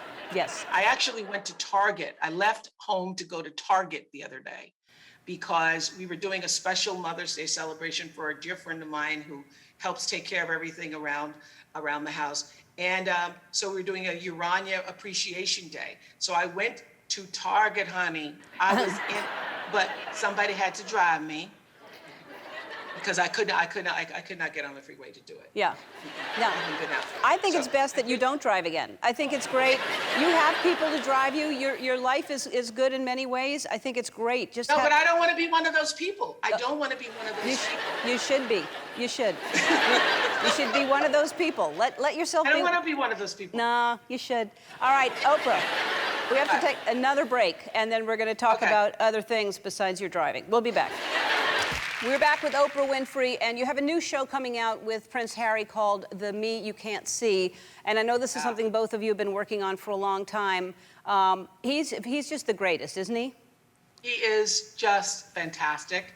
And I will say that, you know, from the very first moment, we had a conversation about what were the two most important issues in the world. I asked him, what do you think is the two most important issues in the world? And he said climate change and mental health. And I started telling him about the series I was working on called, we didn't even have a name for it, just a mental health series. And as I turned to walk away, he said, well, if you ever need any help with that series, I went, what did you just say? Did you say that I need any help? What do you hope that people will learn from this show? Well, The Me You Can't See, which drops on Apple TV Plus on May 21st, everybody. And there you see Lady Gaga's there, and Glenn Close was open with her family and everything that she's been through with her sister with bipolar. And what I hope people come from it understanding is that there's a spectrum and we're all on it. And when it comes to mental health and mental well-being, we're all in the same spectrum. But all of us are just trying to do what we can to be more human and to maintain our sense of mental wellness and balance. And learning that everybody has a story. They have a part of themselves that we don't know about, and recognizing that you have that and you have that and everybody has that. The me that you cannot see, I think begins to erase the stigma. So the number one thing that Prince Harry and I wanted was to be able to have conversations start around all of these various stories that are all over the world, and have people think better about themselves and their own sense of mental wellness. And if that comes out of it, then we would have done our job. That's fantastic. It also, I mean, when you say that, you just never know what someone has gone through. You never know. I love The Me You Can't See because, as you said, you just don't know, and it leads me to the book that I have been reading, What Happened to You. It's basically, it's not what's wrong with you, as people used to say, it's what happened to you, and it really is. It's already a #1 New York Times bestseller, of course, but I love this book, and I think it's so important, and this combined with The Me You Can't See is going to help a lot of people. Well, thank you. You know, just like you have shared yourself in the expression of your talent in a way that has made people feel so much better about themselves all these years. That is what you've done, Ellen. It's so much more than the show. It has been, you know, I just want to say that a long time ago, Maya said to me when I was telling her that my girls' school was going to be my greatest legacy, and she said, honey, you don't even know what your legacy is, because your legacy is actually every life that you've touched. So every single person in your audience who has been touched by you, by your laughter, by your jokes, by your kindness, by your sharing, by your being, that is your legacy. And that's why this is such a profound day that you are announcing that this legacy, this part of your life is going to be coming to an end in a year, but that you and everything that you represent to the world, that lives on and will grow on in a way that benefits you and anybody who comes in contact with you. I love you so much, Oprah. As I say all the time, I am so honored to call you a friend. You are the wisest person I know, and I just adore you. Oprah and Prince Harry's new show, it's called The Me You Can't See, will be available on Apple TV Plus on May 21st. Her new book, What Happened to You, is available everywhere books are sold today. Everyone in the audience is going to get a copy. And Great. I love you, I love you, I love you. Thank you so much, Oprah. Okay, love you back. See you soon. When I come out the house, okay? All right, come out the house. Bye. Here we are. Why? It's very exciting.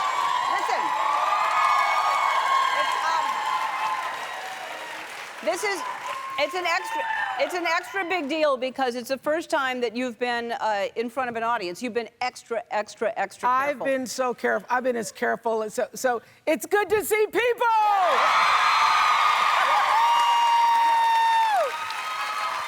So good to see. I've been more careful than anybody I know. It's a friend of ours, Barry Diller, said Oprah had enough homes since the Civil War. True that. But I came back from Atlanta just to be with you here today because we're down there filming The Color Purple. But, you know, I got a little emotional backstage because I saw your entire staff is back there. And I said to everybody, I know what this feels like with only a couple of days left. And just was really applauding your team for making this show what it's been for 19 Isn't it? years. Yeah. Yes. Because obviously, you're the face out front, but it's everybody back there that actually makes it work. Yeah, I was just really tearing up saying, guys, what a great job you've done. Yeah, holding this together. and they have, and I've been thanking them every single day, and they know how much I love them, and we're all feeling emotional because we have, after this, 2 more shows. What did you feel like? What were your... Do you remember your feelings exactly last week? Well, I guess I'm tearing up because seeing your staff actually triggered me for what it feels like when you have all of these people who've become your family. This has been your home. Yep. And I was talking to Ron, the audio guy who mic'd me today, who's been with you for 19 years. Yeah. And Ron said he was talking to his wife last night and saying, you know, I just wanted the kids to finish high school, and now his kids are finishing college. And that's what happens with a show like this, where families come together, relationships are built, and it becomes home for you know, hundreds of people who are all supporting you and helping you be as great as you are. Yes. Yes. Yes. Yes. Yes. It's we talk about this all the time. There's a very small group of people who understand what this job is, and an even smaller group of women to go this long. So everybody thinks that all you have to do is talk, but there's a whole lot more than talking. Yeah, right. But there's magic that happens when you have the right group of people around you, and it's. It doesn't happen without a great team. I mean, all these fun things and all the production that goes into making it look like it's easy, and you step out here and it's easy. That's why I got a little teary seeing you. How are you feeling? That's the question. I'm feeling good, and I'm trying to focus on. I've been talking to Jay Shetty a lot, who I love, and he's been helping me, and you know, he's just saying. Just celebrate. You know, there's emotion, and you can have emotion, but just take pride in what you created and what happened over 19 years. Yeah. And that's what I just said to your team. Yeah. There's a lot of pride, and also this is the truth. There will never ever be a time like this. I just said this to your team. You know, everybody's like, oh yeah, you're going to go on, but you will never ever have a time like this where you were held in the public's eye and received the joy in such a way that all of you came together and made that happen. There will be other things, there will be other great things, but there will never be a time like this. Know that these are the glory days. Yes, I'm trying to stay present in this and feel all of it because it's a lot of different things. And you are going to be so missed. Isn't she going to be so missed? You are going to be missed. Thank you, Oprah. Thank you. Thanks. I hope so, because that means that I made an impact, and I know that that's all we're called to do is to have meaning in our life. And I've learned that from you, and that's what you did for me. And getting to know you, and that's one of the beautiful things about this career is that you get to meet interesting people and get to be friends with them. Well, you've met everybody. And, yeah. I'm looking at your wall. There ain't nobody you haven't met. Yeah, that's... You know, I'm saying everybody's going to miss you. I'm not, because you're my neighbor. I know. You're my neighbor. No, guys, you'll love this. Okay, so Wait, let's tell the story after the break. Let's take a break, because take it's a very funny story. It's now you won't want to miss it. We're not going to disappoint you. All right, I won't disappoint you. All right, we'll be back. We're back with my friend and my neighbor, Oprah Winfrey, so tell the story. Okay, so I've really been safe. And so Ellen called, and she had some friends visiting. We can say who it is. Okay, so Pete Buttigieg and his husband Chasten were visiting. We're there, and you know, normally I would say, come on over, let's have cocktails. I said, okay, well, let's meet in the backyard, and because she's over the fence. So literally, Gail was there, and we go down to the backyard. She got a big backyard, y'all. Yeah, it's a big backyard, but we're separated by a creek. So we get across on the other side, and we're still separated by the creek, and our social distance was, how you doing? Hey, Portia! Are you have the horses all today? I mean, it was hilarious. So she's and Gail, you can imagine, she and Gail are on one side of the creek, and it's me, Portia, Pete Buttigieg, his husband Chasten, and hikers are walking by just staring at all of us. What is going on? Just watching us talk to each other like that. But yeah, we will continue to see each other. But you flew in just for the day because you're doing The Color Purple in Atlanta, and how is that going?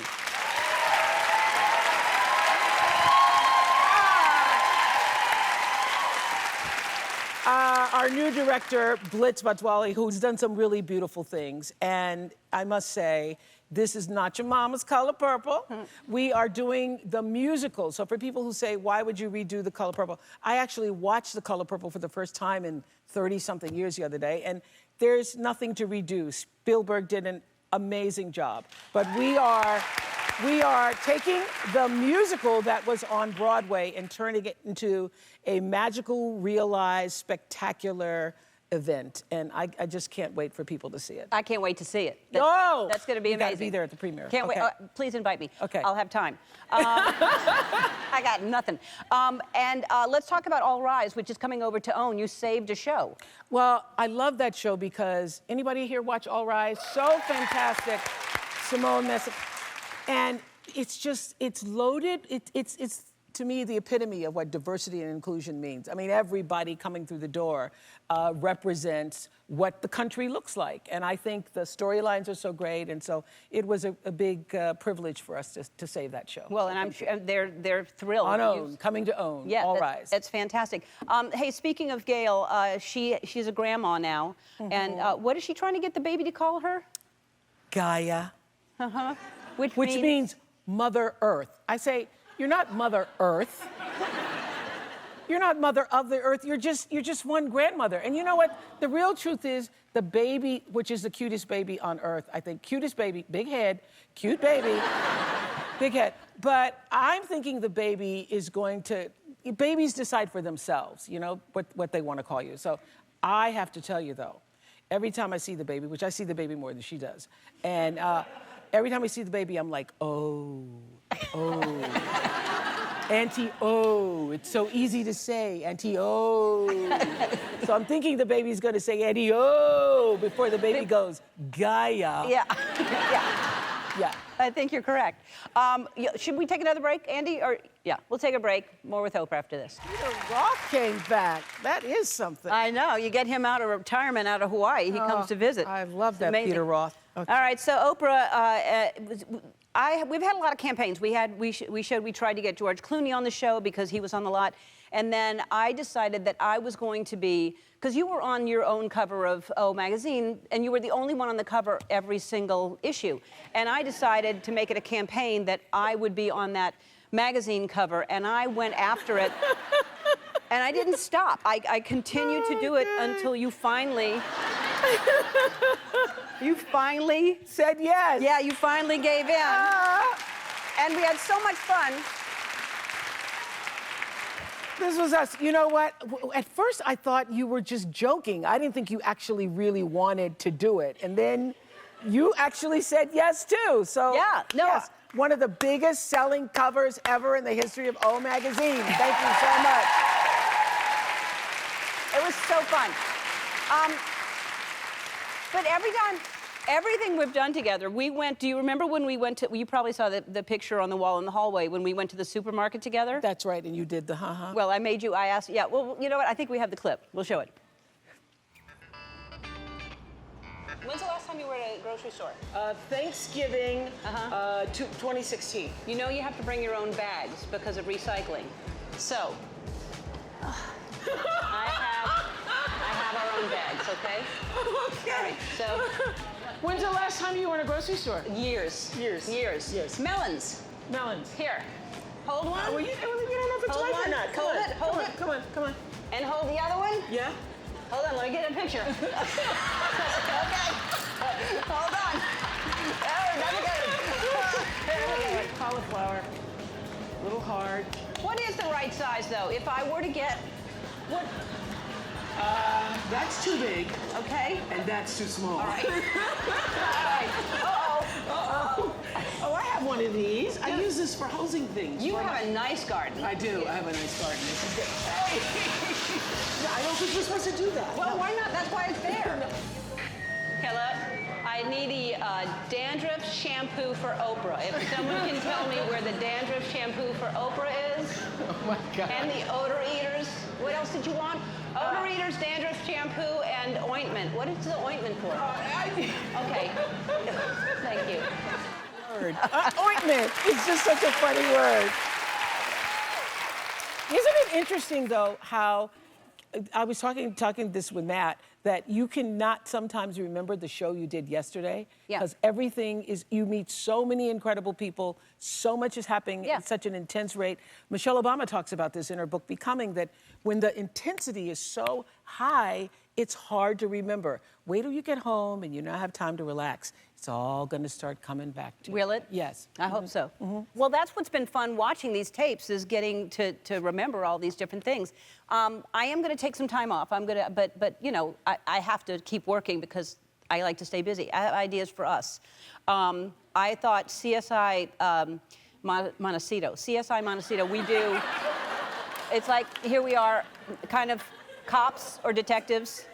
All right? Yeah, I don't like it. Yeah, you're running what into about much this? dark stuff. Grand Ole Opry? That I like. Grand Ole Opry.